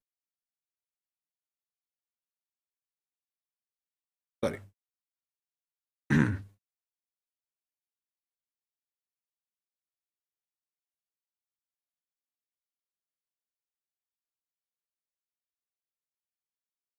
So preparation, presentation of financial statement is responsibility of management. Auditor will only express an opinion on financial statement by means of a written audit. तो अब समय आ गया है कि मैं आपको एक audit report दिखाऊं और एक फाइनेंशियल स्टेटमेंट। चलिए, आपने इस कंपनी का नाम भी सुना होगा और इसकी सेवाओं का शायद प्रयोग भी। इसने लिस्टिंग करा ली, जनता का पैसा अब इसके पास। जोमैटो 2022-23 के फाइनेंशियल स्टेटमेंट देखते अपन। इसके एनुअल रिपोर्ट क्या होती है? तो क्या होता है दोस्तों, कंपनीज में ऐसी एक रिक्वायरमेंट होती है कि आपको साल में एक बार मीटिंग करना होती है। कंपनी लॉ में पढ़ा होगा आपने कभी। तो क्यों करना होती है? उसके कई सारे उद्देश्य होते हैं, जिसमें सबसे बड़ा एक उद्देश्य होता है कि भाई देखो कंपनी में पैसा लगा है शेयर होल्डर्स का, लेकिन कंपनी के ऑपरेशन मैनेज कर रहे हैं कौन? डायरेक्टर्स। डायरेक्टर्स है मैनेजमेंट, शेयर होल्डर है ओनर्स। जैसे कि जोमेटो में कई लोगों ने अपने पैसे लगाए सोच के कि कंपनी आगे बड़ा काम करेगी और उससे हमारे पैसे की वैल्यू बढ़ेगी, शेयर की वैल्यू बढ़ेगी। तो ये लोगों ने कामकाज नहीं संभाला, इन्होंने कामकाज दे दिया लोगों को और बोला कि तुम कंपनी चलाओ। और साल में एक बार हमें कृपा करके कंपनी के फाइनेंशियल स्टेटमेंट पूरे बनाना, उसका एक इंडिपेंडेंट सीए एक्सपर्ट आदमी से ऑडिट कराना और हमें वो फाइनेंशियल स्टेटमेंट ऑडिटर की रिपोर्ट के साथ एक बार तो साल में बुलाना एनुअल जनरल मीटिंग में और दिखाना। पहले ही भेज देना हमारे पास एक कॉपी, और इसमें हमें अगर कोई डाउट होंगे तो हम तुमसे सवाल भी पूछ सकते हैं। अब जब मैं फाइनेंशियल स्टेटमेंट भेज रहा हूँ शेयर होल्डर को, उसके साथ मुझे ऑडिट रिपोर्ट भी भेजनी है। तो हम ये भी चाहते हैं कि यार इसके साथ एक थोड़ी सी कमेंट्री, एक थोड़ी सी रिपोर्ट डायरेक्टर की तरफ से भी आ जाए। यानी डायरेक्टर थोड़ा ये भी बता दे कि भाई डायरेक्टर के हिसाब से ये साल कैसा रहा, बिजनेस कैसा रहा, कैसा काम हुआ, तो एक ऊपर डायरेक्टर की रिपोर्ट भी। तो ये 2-3 चीजें प्लस आपको और भी कुछ लगती है काम की चीजें, तो ये सब मिला जुला के एक रिपोर्ट बनती है, एनुअल रिपोर्ट। हमें एनुअल रिपोर्ट नहीं पढ़ना, हमारे सिलेबस में नहीं है। हमें सिर्फ क्या पढ़ना है, ऑडिट रिपोर्ट, जो किस पे बन रही है, फाइनेंशियल स्टेटमेंट। तो मैं आपको वो दिखाऊं।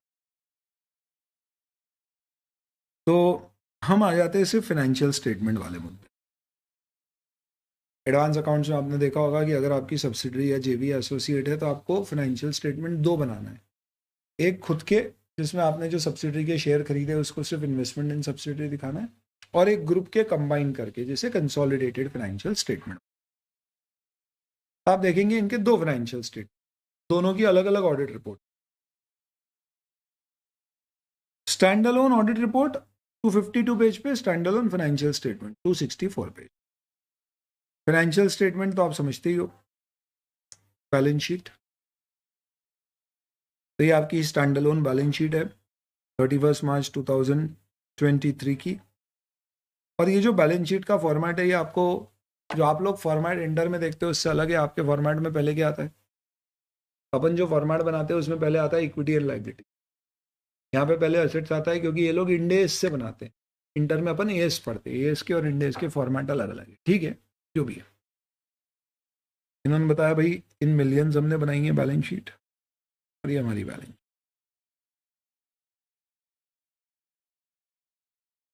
आप देखेंगे इस बैलेंस शीट में ये foreign behalf of board of directors, यानी इसका मतलब कौन है, ये मैनेजमेंट है।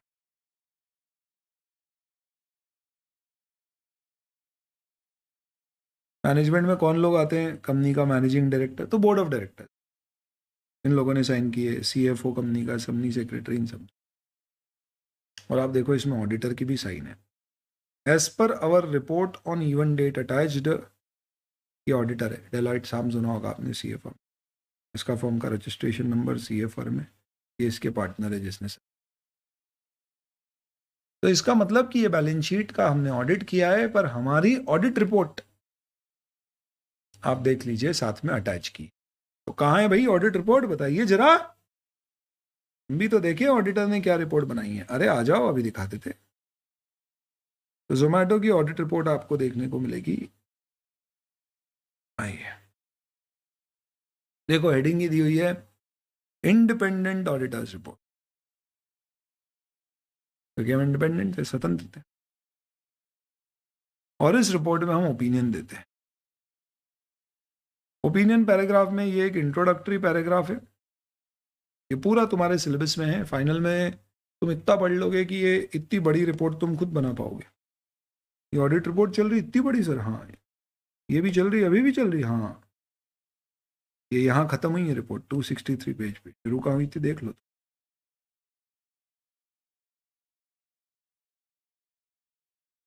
ये पूरी रिपोर्ट सीए तो बनाता है, बाप रे, ये पूरी बना पाओगे तुम फाइनल में आते आते। इंटर में भी तुम काफी कुछ समझ जाओगे इसका। तो ये तो इंट्रोडक्शन है, शुरू में दिया हुआ है कि भैया इस कंपनी के इस साल के ये फाइनेंशियल स्टेटमेंट मैंने ऑडिट किए। रिपोर्ट में खास तौर पे क्या लिखते हैं, ऐसे शुरुआत ऐसे की जाती है, in our opinion and to the best of our information and explanation given to us. आगे जो बोला है वो ठीक है। क्या लिखा है इन्होंने, the stand alone financial statement give information required by the companies act.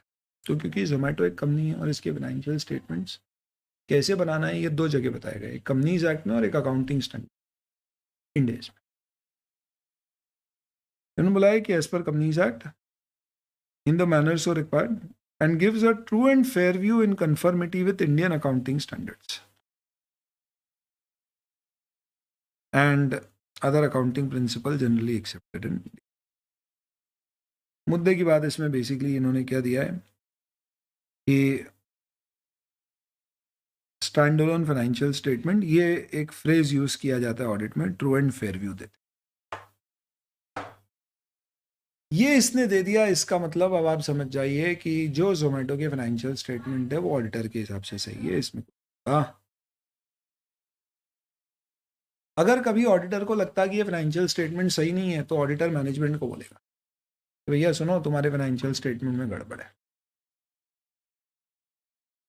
Management बोलेगा कि क्या गड़बड़ है, हमने बताया, मैनेजमेंट को लगा ठीक है तो वो ठीक कर देगा, और ठीक करके फिर हमको बताया, हम भी संतुष्ट हो गए, तो भी हम रिपोर्ट ऐसी दे देंगे कि फाइनेंशियल स्टेटमेंट सही है। यानी हम कोई ऐसे वो रिपोर्टर नहीं है न्यूज़ इंडिया टुडे के, आज तक के, रिपब्लिक टीवी के,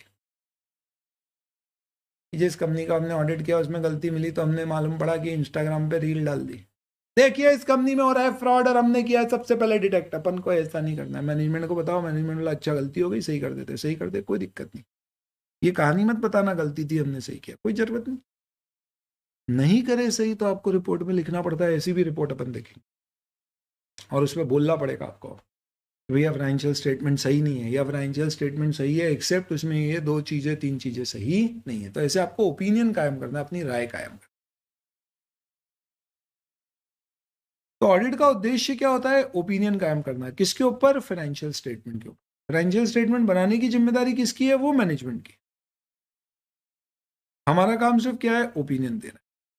तो बैलेंस शीट जो अपन ने साइन करी, वो सिर्फ क्यों साइन करी कि इस बैलेंस शीट पर हमारी रिपोर्ट पढ़ लो।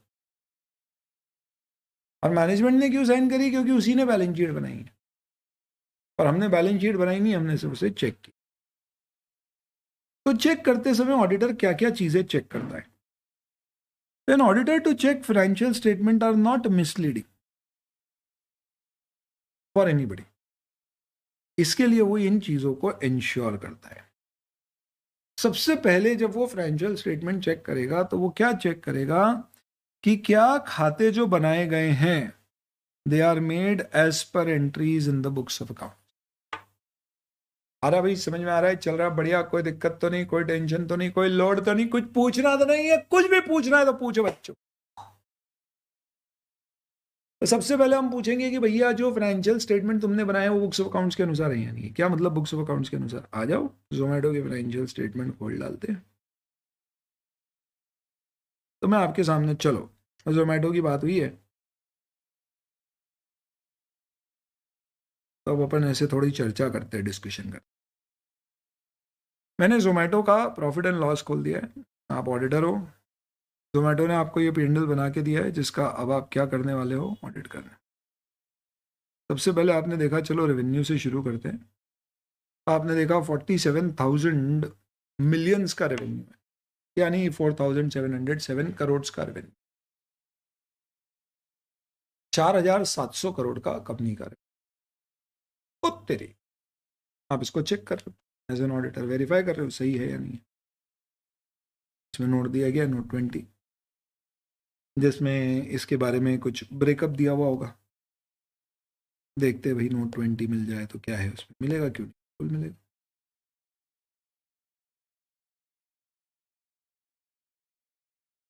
ब्रेकअप दिया हुआ होगा और कुछ। तो ये देखिए 4,700 करोड़ का आपका जो रेवेन्यू है, इसका ब्रेकअप है। सर्विस रेवेन्यू 46,000 मिलियन, यानी 4,600। यानी अगर आप देखोगे तो मेजर रेवेन्यू तो हमारा का है सर्विस रेवेन्यू, बाकी सब कुछ खा।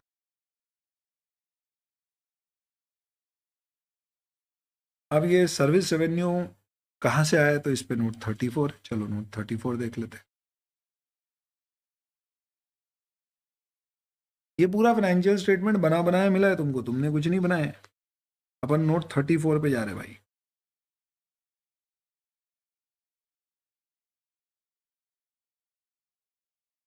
इसमें कुछ रिलेटेड पार्टी डिस्क्लोजर्स दिए गए और इसमें कुछ बताया हुआ है कि भैया ये रेवेन्यू में कुछ रेवेन्यू रिलेटेड पार्टी से रिलेटेड होगा। चलो अभी अपने को पूरा ऑडिट करने नहीं बैठ जाए, गहराई में नहीं। ये देखो इतने पन्ने के रिलेटेड पार्टी डिस्क्लोजर है कि ये रिलेटेड पार्टीज के साथ हमारा ट्रांजैक्शन। तो इसमें सेल्स से रिलेटेड भी इंफॉर्मेशन होगी। अब अपन तो आते रेवेन्यू पे। अब आप बताओ, रेवेन्यू आप चेक करोगे तो अब आपने किस चीज़ पे फोकस करना है? आपका क्या डर है, आपका क्या रिस्क है, आपने क्या चेक करना? What is that?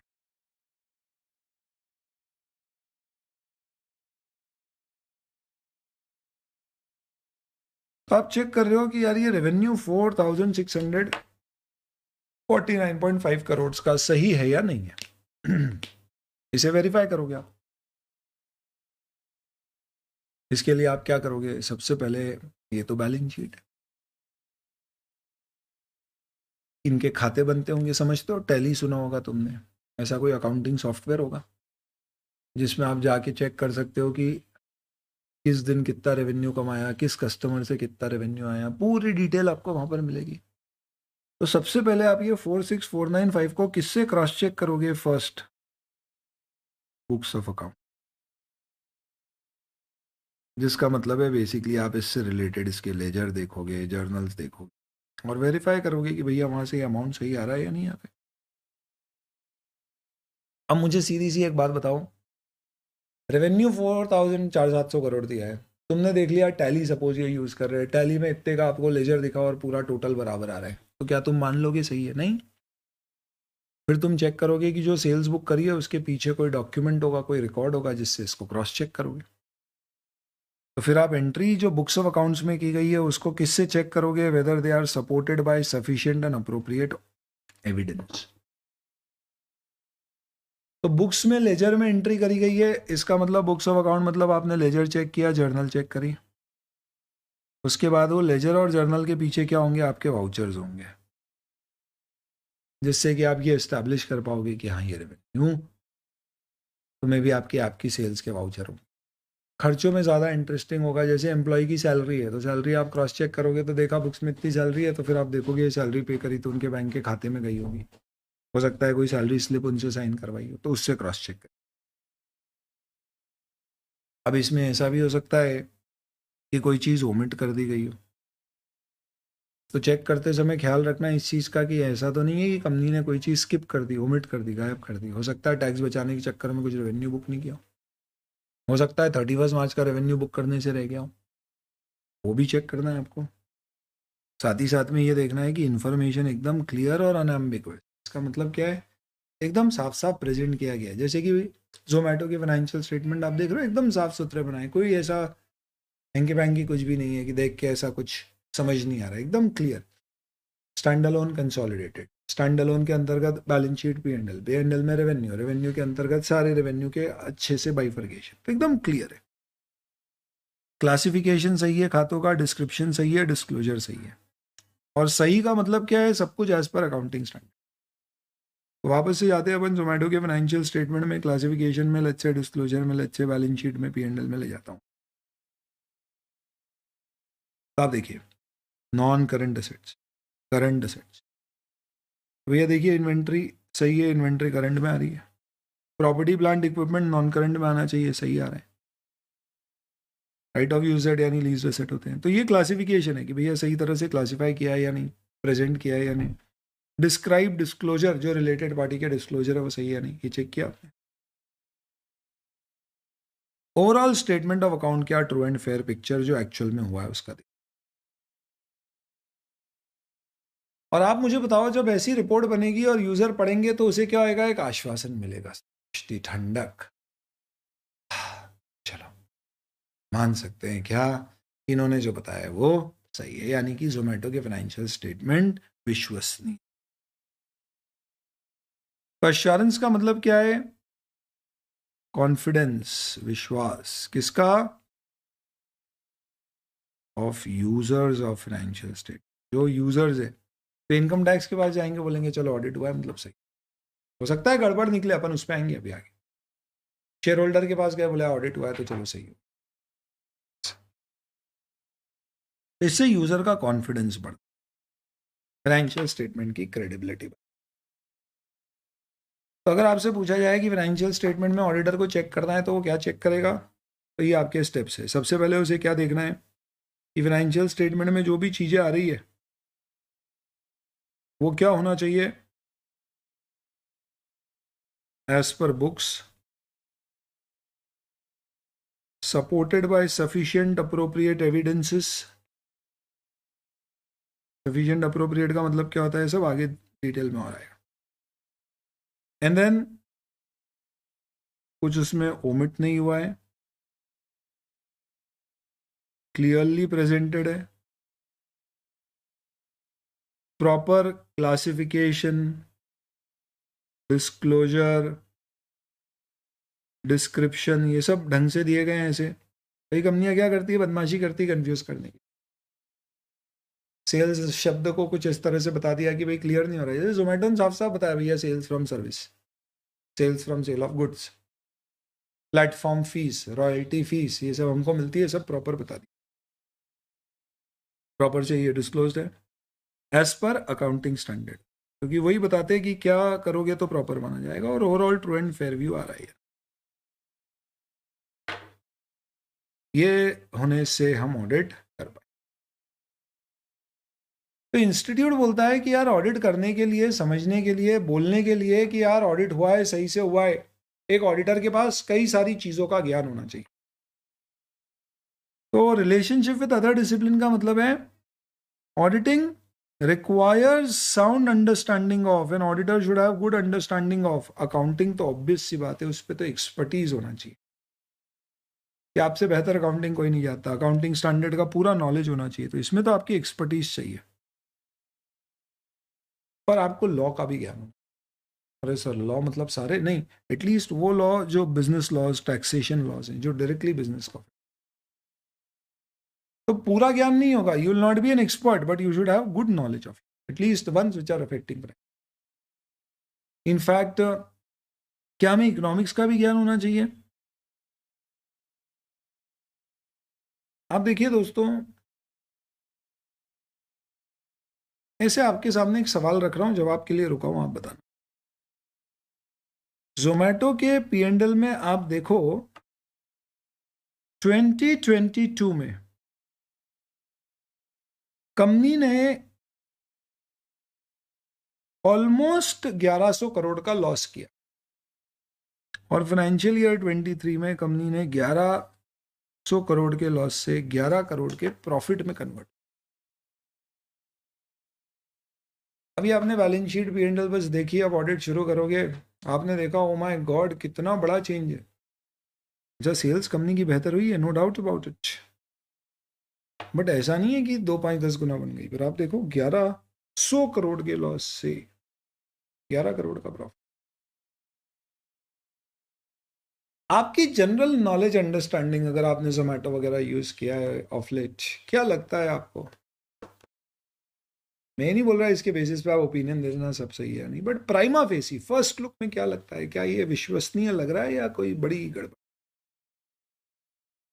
तो अगर आपको मार्केट की, इकोनॉमिक्स की, यानी इकोनॉमी मतलब आपका ओवरऑल इकोनॉमिक एनवायरनमेंट की समझ होगी, शायद आप बोल सकते हो with your study of market, with your study of the whole economy, शायद हो सकता है।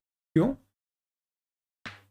क्योंकि हमने देखा है एक्चुअल में कि जोमेटो ने वाकई पहले बहुत डिस्काउंटिंग होती थी शुरुआती दौर में, पर अब हर कोई यूज़ करना शुरू कर चुका है, तो डिस्काउंटिंग कम हो गई। फ्री में चीज़ें देना, डिस्काउंट कूपन देना कम हो गया। सेलर्स की भी आज की तारीख में सच आपत्ति है, एक तरह से सेलर्स को भी एक तरह से क्या है, आदत लग गई है कि उनको बहुत सेल आती है जोमेटो से, तो वो लोग भी अब कमीशन देने को तैयार हुए। कंपटीशन भी कम हो गया है, क्यों? क्योंकि अब 2 ही प्लेयर बचे, उबर ईट्स वगैरह थे वो सब खरीद लिए गए, स्विगी और जोमेटो, जिसमें जोमेटो की मार्केट लीडरशिप है। तो ये सब देख के आपको लगेगा कि शायद हो सकता है, यानी ऐसे एकदम से गड़बड़ नहीं। तो क्या मैं बोल ये रहा हूँ, फिर आप सोचो कोविड वाले साल में होटल इंडस्ट्री है और कोई होटल का ऑडिट कर रहे हो और सेल्स बढ़ गई, तो आपको डाउट होएगा कि यार ये कोविड वाले साल में सेल कैसे बढ़ गई। इसलिए कहा गया है कि आपको इकोनॉमिक्स का भी नॉलेज होना चाहिए, जिस एनवायरनमेंट में बिजनेस ऑपरेट कर रहा है उस एनवायरनमेंट का नॉलेज, इस इकोनॉमिक्स का। आपको बिहेवियरल साइंस यानी कि HR भी अच्छा होना चाहिए, ह्यूमन से डील करने की आपकी एक तरीके होना चाहिए, क्योंकि ऑडिटर को आए दिन मैनेजमेंट से इंक्वायरी करना होगी, डेटा मांगना पड़ेगा। तो अगर आपकी अच्छी इंटरपर्सनल बिहेवियरियल स्किल्स नहीं है, लोगों से बात करने की अगर आपकी कला नहीं है, तो आपको डेटा नहीं मिलेगा, आप ढंग से काम नहीं कर पाओगे। तो अच्छे ऑडिटर बनने के लिए HR भी सीखो, आपके पास अच्छा स्टैटिस्टिक्स और मैथमेटिक्स का नॉलेज। स्टैटिस्टिक्स का प्रयोग एनालिसिस में आता है। आप सोचो दोस्तों, बड़ी बड़ी कंपनियों में, अब रिलायंस जैसी कंपनी है जहाँ पे रोज के लाखों करोड़ों ट्रांजैक्शन होते होंगे, तो ऑडिट करने के लिए क्या करते हो आप ट्रेंड्स पढ़ते हो, यार देखते हैं अपन की सेल्स कैसी जा रही है, एक्सपेंस कैसे हो रहे हैं, उससे आइडेंटिफाई करते हो कि यहाँ चेक करता हूँ, क्योंकि 100% तो चेक होगा ही नहीं, यहाँ चेक करूंगा तो गड़बड़। ये आप कब कर पाओगे? जब आपके पास स्टैटिस्टिक्स का अच्छा ज्ञान है, तो आप अच्छी सैम्पलिंग कर पाओगे। तो स्टैटिस्टिक्स बहुत जगह आपको सैम्पलिंग में मदद करे। मैथमेटिक्स आपको किस में मदद करेगा? कई जगह इन्वेंट्री चेक वगैरह मैथ्स लगता है, जिन लोगों ने 11वीं 12वीं में मैथ्स पढ़ा हो। मेंसुरेशन वगैरह अगर आपने पढ़ा हो तो क्या होता है दोस्तों, जैसे आपको जब कोई, अभी सोचो आप ऑडिट कर रहे हो एक पेट्रोल पंप, 31 मार्च पे उसने अपनी इन्वेंट्री में दिखा रखा है कि भैया मेरी 50 लाख की इन्वेंट्री। हमने पूछा है 50 लाख की इन्वेंट्री क्या है? तो उसने कहा 50,000 लीटर हमारे यहाँ पर पेट्रोल रखा हुआ था, 100 रुपये के हिसाब से 50 लाख। मैं 31 मार्च को ही वो स्टॉक वेरीफाई करने गया, मैंने बोला कहाँ है तुम्हारे पेट्रोल पंप में, तो कहीं पेट्रोल दिख ही नहीं रहा है। मैंने बोला वो मालिक अंदर अंडरग्राउंड टैंक है उसमें। तो जब उस टैंक में तुम पेट्रोल वेरीफाई करते हो तो कैसे करते हो पता है? तो आप टैंक का साइज निकलवा लीजिए, क्या डेप्थ है, क्या विड्थ है, क्यूबॉइड है ये एक, और आप क्यूबॉइड से उसका वॉल्यूम निकाल सकते हो। एक डिप टेस्ट करो, देखो कहाँ तक की हाइट है, उससे आप निकाल लो इतना क्यूबिक फिट ऑफ पेट्रोल है। एक cubic feet is equal to this much litre, इसका मतलब टोटल इतना लीटर होगा। ऐसे कैलकुलेशन करके आप क्या कर सकते हो, स्टॉक वेरिफिकेशन। आपको मैथ्स की, फाइनेंशियल मैनेजमेंट की जरूरत आपको क्यों पड़ेगी? Working capital management, fund flow management, ratio analysis, capital budgeting, इन सब का प्लस स्टॉक मार्केट का अगर आपको नॉलेज होगा तो आपको ऑडिट में सहायता मिलेगी। आप समझते हो कि भैया कंपनी की करंट एसेट से ज़्यादा करंट लाइबिलिटी है तो क्या नुकसान हो सकता है, कंपनी की डेट बहुत ज़्यादा है, इंटरेस्ट कवरेज रेशियो बहुत कम है, इससे कहाँ रिस्क आ सकते हैं, तो आप बेहतर ऑडिट। मैथ्स का ज्ञान होना चाहिए। डेटा प्रोसेसिंग यानी आईटी, आज की तारीख में आप सोचो अगर आप आईटी नहीं समझते हो तो ऑडिट करने में बहुत दिक्कत होगी। क्यों? क्योंकि अब वो वैसे बही खाते नहीं बचे कि हर चीज़ के वाउचर है, सब ऑनलाइन है। इसलिए आपको EDP, electronic data processing system कैसे होते हैं, इनका नॉलेज होना चाहिए। प्रोडक्शन वगैरह का अगर आपको नॉलेज होगा, cost system, marketing, in fact not just production, all business functions, production etcetera होना चाहिए। तो इससे क्या होगा, आप और अच्छे से बिजनेस को समझ पाओगे। जैसे कि अगर आपको प्रोडक्शन का नॉलेज है ना, एक सिंपल एग्जांपल लेता हूँ। एक्सपीरियंस्ड ऑडिटर क्या करते हैं, ऐसे चीज़ें पता कर लेते हैं कहाँ गड़बड़ है। मैं कार मैन्युफैक्चरिंग कंपनी का ऑडिट करने गया और मैंने क्या किया, उसमें कार उसने जितनी बनाई ये सब अच्छे से डिटेल में पूरी चेक करी, खर्चे, सेल्स, ये वो पूरी संतुष्ट हूँ मैं, बढ़िया हो गया चेक। फिर मैं खर्चों पे चेक करने आया, सेल्स हो गई चेक। तो सबसे पहले सबसे बड़ा खर्चा आया टायर परचेज का, वन ऑफ द बड़ा खर्चा। तो टायर परचेज के लिए मैंने पता किया भैया कहाँ से टायर है, तो उन्होंने बोला भैया हमारा अग्रीमेंट है ब्रिजस्टोन के साथ, और ये अग्रीमेंट हर साल रिन्यू होता है और एक फिक्स प्राइस होती है। तो इस साल पूरे साल उनको टायर हमें फिक्स 1200 रुपये पर टायर में सप्लाई करने थे।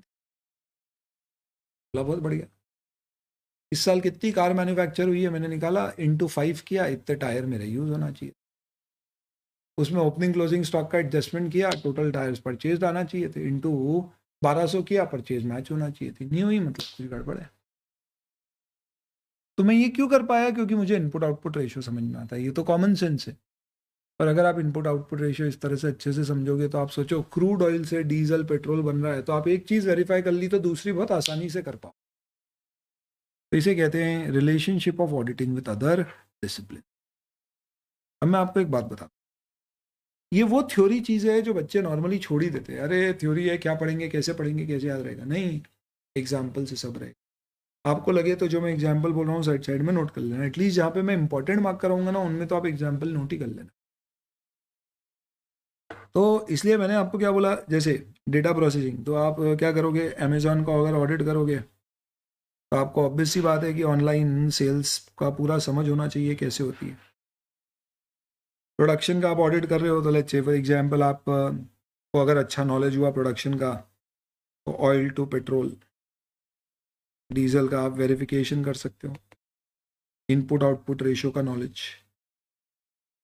मैथ्स मैंने आपको बताया पेट्रोल के स्टॉक को वेरीफाई करने के लिए। फाइनेंशियल मैनेजमेंट आपका करंट एसेट करंट लाइबिलिटी की पोजीशन वगैरह। स्टैटिस्टिक्स आपको सैम्पलिंग में काम आएगा। बिहेवियरल साइंस आपको क्लाइंट से डेटा मांगने के, ये लिखा हुआ है आगे। होता है ना हमारे ऑफिस में कई ऐसे टेक्टफुल लोग होते हैं, ये बोलता है अच्छा तेरे को क्लाइंट मैनेजमेंट डेटा नहीं दे रहा है, रुक उसको भेजते हैं। अरे बिट्टू सुन जरा देख के आ यार ये प्रॉब्लम कर रहा है। और बिट्टू ऐसा है वो किसी को भी पटा लेता है मैनेजमेंट में, गलत नहीं। ऐसे तो ये एग्जाम्पल्स नोट, ये एग्जाम्पल्स और ऐसे पढ़ने से क्या है आपको थ्योरी भी आपको ऐसी नहीं लगेगी थ्योरी है, आप बोलोगे हाँ रिलेट हो रहा है। क्वेश्चन आएगा इसमें तो क्या आएगा, an auditor needs to have understanding of various disciplines, mention any such 3 disciplines and why is it required. तो आपको इनमें से कोई भी 3 डिसिप्लिन लिखना है और उसके ऊपर क्यों रिक्वायर्ड, क्योंकि 3 से 4 मार्क के ही क्वेश्चन आते हैं। हम नए पेपर पैटर्न में कुछ चेंज करते तो अलग बात है, बट अदरवाइज अभी तक इंस्टीट्यूट सिर्फ 4 मार्क्स से ज़्यादा बड़ा कोई क्वेश्चन नहीं पूछता, उसमें इतने सारे नहीं पूछे। तो ये आपका रिलेशनशिप विद अदर। अब यहाँ तक सब कुछ हो गया, 1 मिनट का अपन आराम से अब होल्ड लेते हैं, आपके कोई भी डाउट्स है तो आप ये फिर अपन आगे बढ़ेंगे। यहाँ तक जो जो पढ़ा है उसमें कोई भी डाउट है तो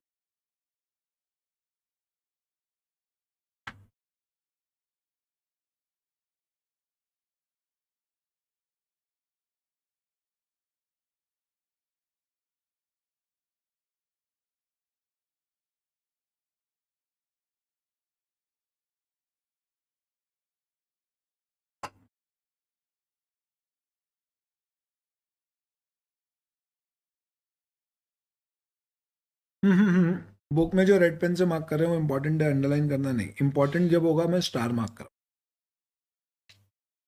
इंपॉर्टेंट जो होगा उस पर स्टार दूंगा। जो तुम्हें इंपॉर्टेंट लगे तुम उस पर स्टार लगा। तुम्हें कब कोई चीज़ इंपॉर्टेंट लगेगी, जब तुमको समझ में नहीं आई, एक बार में नहीं आ रही है, या तुमको लग रहा है डिफिकल्ट है, वापस देख। तो जहां पे 1 स्टार लगा है इसका मतलब वो इंपॉर्टेंट है, 2 स्टार लगा है मतलब बहुत इंपॉर्टेंट। 2 कब लगेगा, जब मैंने भी इंपॉर्टेंट मार्क किया और तुमको भी डिफिकल्ट लगा। तुम चाहो तो अलग अलग कलर पेन यूज कर लो, पर वो इतना ध्यान नहीं रहता है आखिरी तक। मैं इंपॉर्टेंट मार्क कराऊंगा रेड कलर से, तुमको लगता है तुम्हारा तो तुम ग्रीन से कर लेना, ठीक है। तो रेड इज नॉट इंपॉर्टेंट, ये सिर्फ डिस्कशन के लिए मैंने रेफरेंस। अच्छा ये पूरी मार्किंग वाली किताब भी आपके साथ में शेयर कर दूंगा, फास्ट के ऐप पे आपको दिख जाए। इनिशियल की तो मैं पीडीएफ ओपन दे दूंगा, आप डाउनलोड कर लेना, और बाद वाली आपको ऐप पे दिखेगी, आप वहां से कभी भी नोट करना चाहो कर सकते हो, आपके एग्जाम तक ये रहेगी। चलो अब आते हैं ऑब्जेक्टिव्स ऑफ ऑडिट। अभी अपन ने जो पढ़ा हुआ था मीनिंग और definition of audit, relationship with other disciplines. अब अपन पढ़ रहे हैं ऑडिट के उद्देश्य। एक्चुअल में ऑब्जेक्टिव बोलते ऑडिट का है, पर यह है ऑब्जेक्टिव ऑफ इंडिपेंडेंट ऑडिटर, और ये डिफाइन किया गया ऐसे 200 में। व्हाट इज ऐसे 200? Standard on auditing 200। मैं जब ऐसे इसके ऊपर आऊंगा इस चैप्टर में आखिरी में, तब आपको थोड़ा विस्तार में ऐसे क्या होते हैं, कौन देता है, कितने फॉलो करना है, उस बारे में बात। अभी पहले ये ऑब्जेक्टिव पढ़ते हैं। इसमें कुछ बहुत इंपॉर्टेंट टर्म्स आपके सामने आएगी जो बहुत अच्छे से समझना आपने। Overall objectives of the independent auditor and conduct of audit in accordance with standards on auditing. ये इस ऐसे 200 का नाम है, इतना बड़ा नाम। हाँ एग्जाम में लिखना है, लिख देना, याद आए तो आ जाएगा, अभी करा देता हूँ। कुछ भी नहीं है, 2 चीजें, एक overall objectives of independent auditor, auditor के objective, overall objectives of independent auditor, और दूसरा conduct of audit as per एसिस, भाई ऑडिट करो तो as per standards on auditing करना। आईसीआई बोलता है तुम स्टैंडर्ड ऑन ऑडिटिंग के हिसाब से ऑडिट करते हो तो तुमने सब सही कर दिया। तुमको जितने भी सवाल आएंगे ना, उन सबके जवाब तुमको स्टैंडर्ड में मिल जाएंगे, ये कैसे ऑडिट करना है नहीं करना है, सब। तो इसका सबसे पहला स्टैंडर्ड है SA 200, standard on auditing number 200। शुरू ही 200 से होता है। और उसके पहले स्टैंडर्ड में बताया गया है कि ऑडिट का उद्देश्य क्या है। तो ये बोलते हैं ऑडिटर का उद्देश्य क्या है। कौन सा ऑडिटर? Independent auditor. क्या उद्देश्य? ऑडिटर इंडिपेंडेंट ऑडिटर का उद्देश्य है कि In conduct of audit of financial statement or in conducting audit of financial statement, the objective of auditor are, सबसे पहला उद्देश्य है उसका to obtain reasonable assurance. अब ये रीजनेबल एश्योरेंस बड़ा ही इंपॉर्टेंट टर्म है, यहां पे डिफाइन भी किया है, चिंता की कोई बात अपन समझ पाए। मुझे एक बात बताओ दोस्त, एक जज कब जजमेंट देगा? जब वो खुद आश्वस्त है कि उसके सामने जो दलीलें, जो दस्तावेज, जो एविडेंस पेश किए हैं, उसके बेसिस पे अब वो इस पोजीशन पे आ चुका है कि अब वो कंक्लूड कर सकता है हाँ ये दोषी है, नहीं इसे दोषी करार ना। तो अल्टीमेटली जज को आश्वस्त होना है अपना ओपिनियन देने से पहले, इसी तरह से ऑडिटर को आश्वस्त होना है औरों को आश्वस्त करने से पहले। वाह वाह वाह, क्या बात है। Only if you are happy, you can make others feel happy. Only if you are assured, you can give assurance to others. तो ऑडिटर पहले रीजनेबल एश्योरेंस ऑब्टेन करेगा, यानी वो खुद आश्वस्त होगा। किस बारे में? ऑडिटर को क्या आश्वस्त होना है कि भैया फाइनेंशियल स्टेटमेंट में कुछ गड़बड़।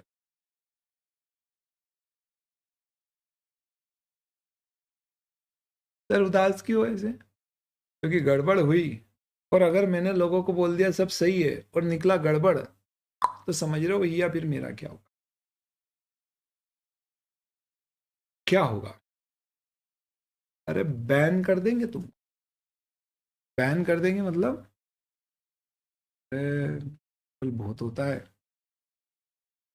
क्या बहुत होता है सर? बताऊं? अच्छा, तुम्हारी इच्छा हो तो एक बॉडी है, इसके बारे में बात करेंगे, नफरा, नेशनल फाइनेंशियल रिपोर्टिंग अथॉरिटी। इसके ऑर्डर्स बताता हूँ।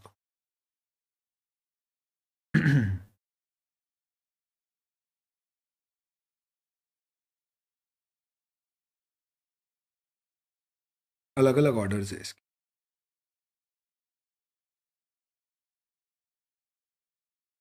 जैसे कैफे कॉफी डे सुना होगा आपने, जान पहचान वाली कंपनियों के नाम, उसके ऑडिटर के ऊपर पेनल्टी लगा दी। क्या बात कर, तो क्यों? इन्होंने कहा कि ऑडिटर ने बिना आश्वासन प्राप्त किए आश्वस्त कर दिया लोगों को। हैं क्या है समझिए।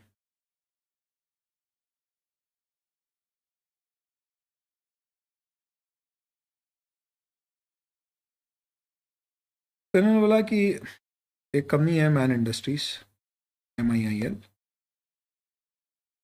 उसके अंतर्गत ये CA फर्म है। पॉइंट नंबर 6 पर रोहिरा मेहता एंड एसोसिएट्स और CA नीलेश छेड़ा ने ऑडिट किया, और हमने जब चेक किया तो हमने पाया कि CA ने अपना काम ढंग से नहीं किया। कैसे नहीं किया है, ऐसे ही आप थोड़े से पॉइंट पढ़ो तो आपको समझ में आएगा कि CA की भी जिम्मेदारी है। अगर वो आश्वासन देता है तो पहले उसको खुद को आश्वस्त होना है, नहीं कि हुआ तो क्या हो सकता है उसके। पढ़ते हैं। पहला पॉइंट, EP एंगेजमेंट पार्टनर जो ऑडिट करता है उसको, ये सारी चीजें आप कहीं से भी उठा के पढ़ोगे आपको पूरी समझ में आएगी, पर हौले हौले सब टर्म्स धीरे धीरे। Qualified his opinion on consolidated financial statement, stating that financial statement reflected true and fair view except for effect of non-consolidation of a subsidiary Merino. ये थोड़ा कॉम्प्लिकेटेड है पहला वाला। इन्होंने बोला है पहले वाले में कि ऑडिटर ने क्या बोला कि एक सब्सिडरी के साथ कंसोलिडेट नहीं किया, ये छोड़ के बाकी सब सही था, जबकि ऑडिटर को बोलना चाहिए था कुछ भी सही नहीं है। दूसरा, financial statement did not contain required disclosure mandated by Ind AS 24 यानी AS 18 रिलेटेड पार्टी। तो रिलेटेड पार्टी के कई ट्रांजैक्शन डिस्क्लोज नहीं हुए, ऑडिटर ने उसको डिटेक्ट नहीं किया, रिपोर्ट नहीं।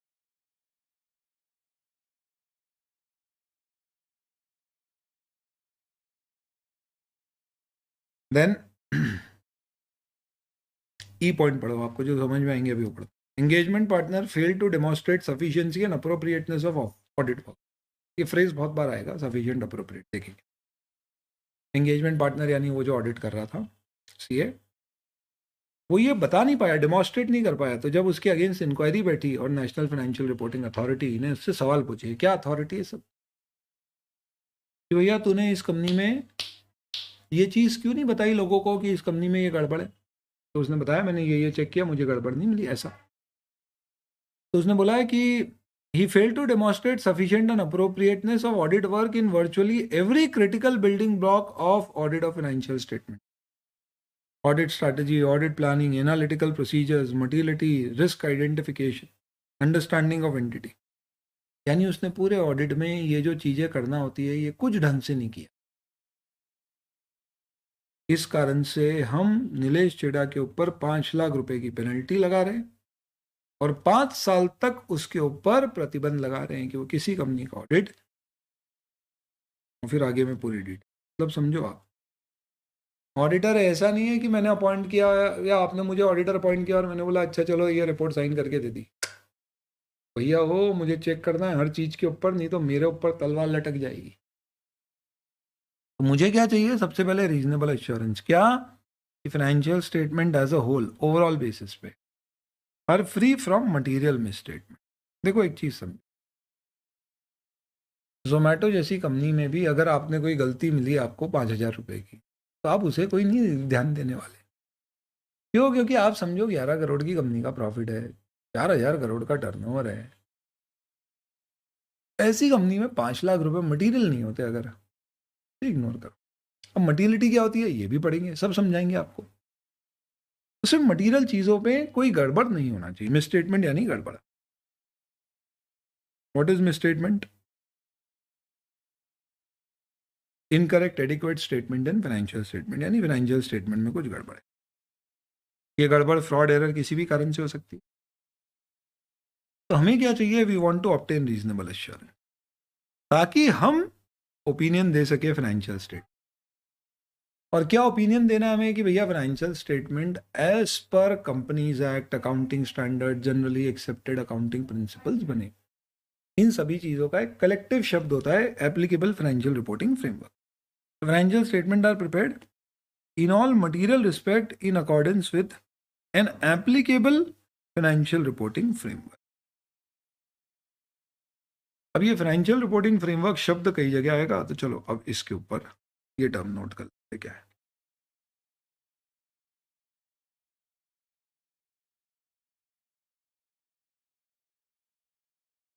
Applicable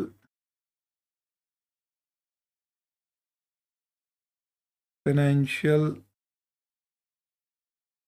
reporting framework,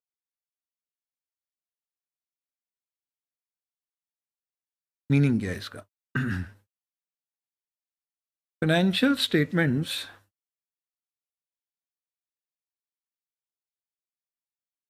preparation could be based on or affected by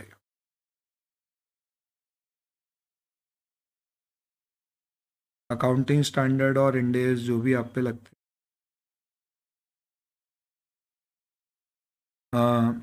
जो भी आपके लिए रेलेवेंट लॉज या उनकी रेगुलेशंस हैं। कई बार it could also be based on general principles.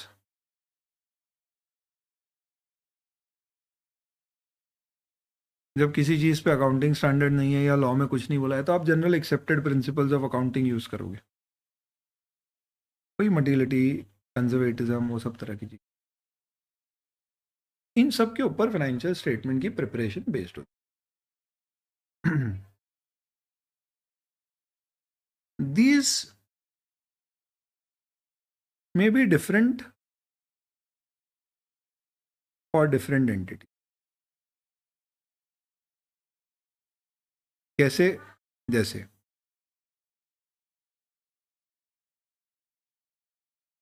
for a bank, accounting would be affected by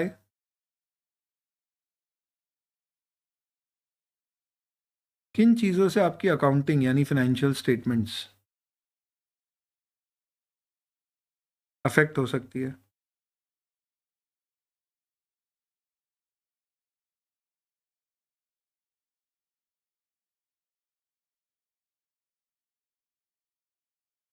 क्या चीज़ें हैं जो आपके फाइनेंशियल स्टेटमेंट्स को अफेक्ट कर सकती हैं? तो हो सकता है आरबीआई की कुछ चीज़ें हों, आरबीआई की कुछ रेगुलेशंस हो सकती हैं जो फाइनेंशियल स्टेटमेंट रिलेटेड हो, अकाउंटिंग स्टैंडर्ड्स हो सकते हैं। वहीं पे लेट्स से फॉर एग्जांपल अगर आप एनबीएफसी की बात करोगे तो उस पर आरबीआई की रेगुलेशन लगती है,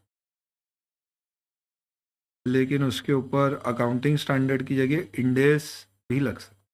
बैंक्स पे एस लगते हैं, इंडेस नहीं लगते। से कोई एक मैन्युफैक्चरिंग कंपनी है तो उसके ऊपर कंपनीज एक्ट की रेगुलेशंस लगेंगी। एनबीएफसी पे भी कंपनीज एक्ट के प्रोविजंस लगते हैं और उसके ऊपर एएस और इंडेस लग सकते हैं।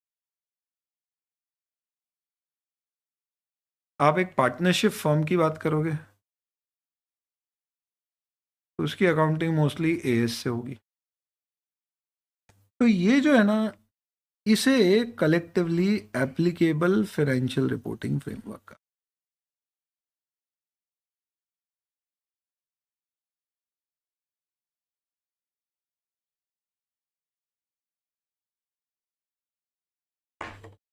यानी हर वो चीज जिससे आपकी अकाउंटिंग अफेक्ट हो रही है वो सब कलेक्टिवली क्या कहलाएगी? Applicable financial reporting framework. तो जैसे आप स्कूल में जाते हो तो स्कूल में आपकी नियम कायदे कानून किन चीजों से अफेक्ट होते हैं? बहुत सारी चीजें अफेक्ट करती है। कुछ हमारे स्कूल के रूल्स है जो एडमिशन के समय दिए थे, कुछ सीबीएसई के नॉर्म्स है जो हमारे ऊपर लागू होते हैं, कुछ हमारे क्लास के नॉर्म्स है। तो ये सब स्कूल क्या करती है, एक इकट्ठा करके हैंडबुक में लिख के दे देती है। तो वो हैंडबुक आपकी क्या हो गई? एक एप्लीकेबल कोड ऑफ कंडक्ट हो गया। ऐसे ही अकाउंटिंग का जो एप्लीकेबल फ्रेमवर्क है, फ्रेमवर्क यानी ढांचा जिससे अनुसार अकाउंटिंग होना चाहिए, उसे बोलते हैं एप्लीकेबल फाइनेंशियल रिपोर्टिंग फ्रेमवर्क। तो अब आप ये लिखने की बजाय कि financial statement should be made as per AS या इंडेस या कंपनीज एक्ट या आरबीआई, आप सिंपल लिख दो they should be made as per applicable financial reporting framework. तो उसका मतलब सब आ गया। तो ऑडिटर का क्या काम है? रीजनेबल एश्योरेंस ऑब्टेन करना कि financial statement free from material misstatement है, यानी गलत नहीं है, और साथ ही साथ में जो फ्रेमवर्क के अनुसार बनाना चाहिए उसके अनुसार बनाए गए। 100% नहीं, मटीरियल रिस्पेक्ट में, हर मटीरियल। तो दो चीजें हैं यहां पे समरी में, क्या? They are free from material misstatement plus they are prepared as per applicable financial reporting framework. बस ये दो कीवर्ड्स हैं जो आपको ध्यान रखने बेटा, और कुछ नहीं। इस चीज पे हमें रीजनेबल एश्योरेंस चाहिए। अभी रीजनेबल एश्योरेंस तो बहुत लंबा डिस्कशन बाद में करेंगे, उसको कल देखेंगे। फिर उसके बेसिस पे मैं एक रिपोर्ट बनाऊंगा। तो मेरा उद्देश्य है कि एक बार मैं ऑब्टेन करूंगा रीजनेबल एश्योरेंस, देखूंगा financial statement as per framework है, और फिर रिपोर्ट दे दूंगा। किस पे? Financial statement. पर मेरी जो रिपोर्ट होगी, क्या मैं अपने हिसाब से बना सकता हूं या आईसीआई बताएगा? आईसीआई बताएगा। तो मुझे रिपोर्ट बनाना पड़ेगी as per standards on auditing. और वो रिपोर्ट क्या एक जैसी हर ऑडिटर की होगी या ऑडिटर टू ऑडिटर चेंज होगी? ऑब्वियस सी बात है, वो फाइंडिंग्स के ऊपर डिपेंडेंट होगी। तो इसका मतलब है basically to report on financial statement as per my essays and findings of audit. Logically पढ़ोगे, कीवर्ड से पढ़ोगे, सब याद रहेगा। जो बच्चा बोलता है सर मुझे अगर कभी एग्जाम में क्वेश्चन आ गया और reasonable sorry overall objectives of audit, तो क्या ये एज इट इज लिखना है? मैं तुमको बोलूं अगर मैं सामने रख दूं तो भी तुम एज इट इज नहीं लिख पाओगे, वहां पे भी कोई कॉमा मिस्टेक हो जाएगी, द एन की मिस्टेक हो जाएगी। एज इट इज का मतलब सारे कीवर्ड्स आना चाहिए, इंपॉर्टेंट चीज आना चाहिए। तो आप क्या लिखोगे? ओवरऑल ऑब्जेक्टिव इंडिपेंडेंट ऑडिटर का क्या है? To obtain reasonable assurance their financial statement are free from material misstatement and are prepared in all material respect as per applicable financial reporting framework. And to report and communicate in accordance with standards of auditing and findings of auditor on the financial statement. क्या बात कर रहे हो sir? आपको तो ये याद ही होगा, आपको तो ही सब्जेक्ट पढ़ाने, एडवांस और ऑडिट, हमें इतने सारे पढ़ने. अरे बेटा, अपन जिस तरह से पढ़ रहे हैं ना, तुम इसको याद भी रख सकते हो, फाइनल में भी याद रखोगे, और बाद में कभी पढ़ाने की इच्छा हो तो तब भी याद रहे. कृपा करके ऑडिट एडवांस मत पढ़ाना है प्लीज, नो कॉम्पिटिशन. तो बहुत हौले हौले आराम से चल रहे हैं अपन, कोई दिक्कत नहीं है, पर अपनी ग्रिप बनना चाहिए धीरे धीरे. टेक ऑफ बड़ा स्मूथ होना चाहिए बेटा, मस्त टेक ऑफ हो जाए एक बार, अपनी अच्छे से चीजें अपनी ग्रिप में आने लग जाए, समझ में आने लग जाए, रिलेट करने लगे.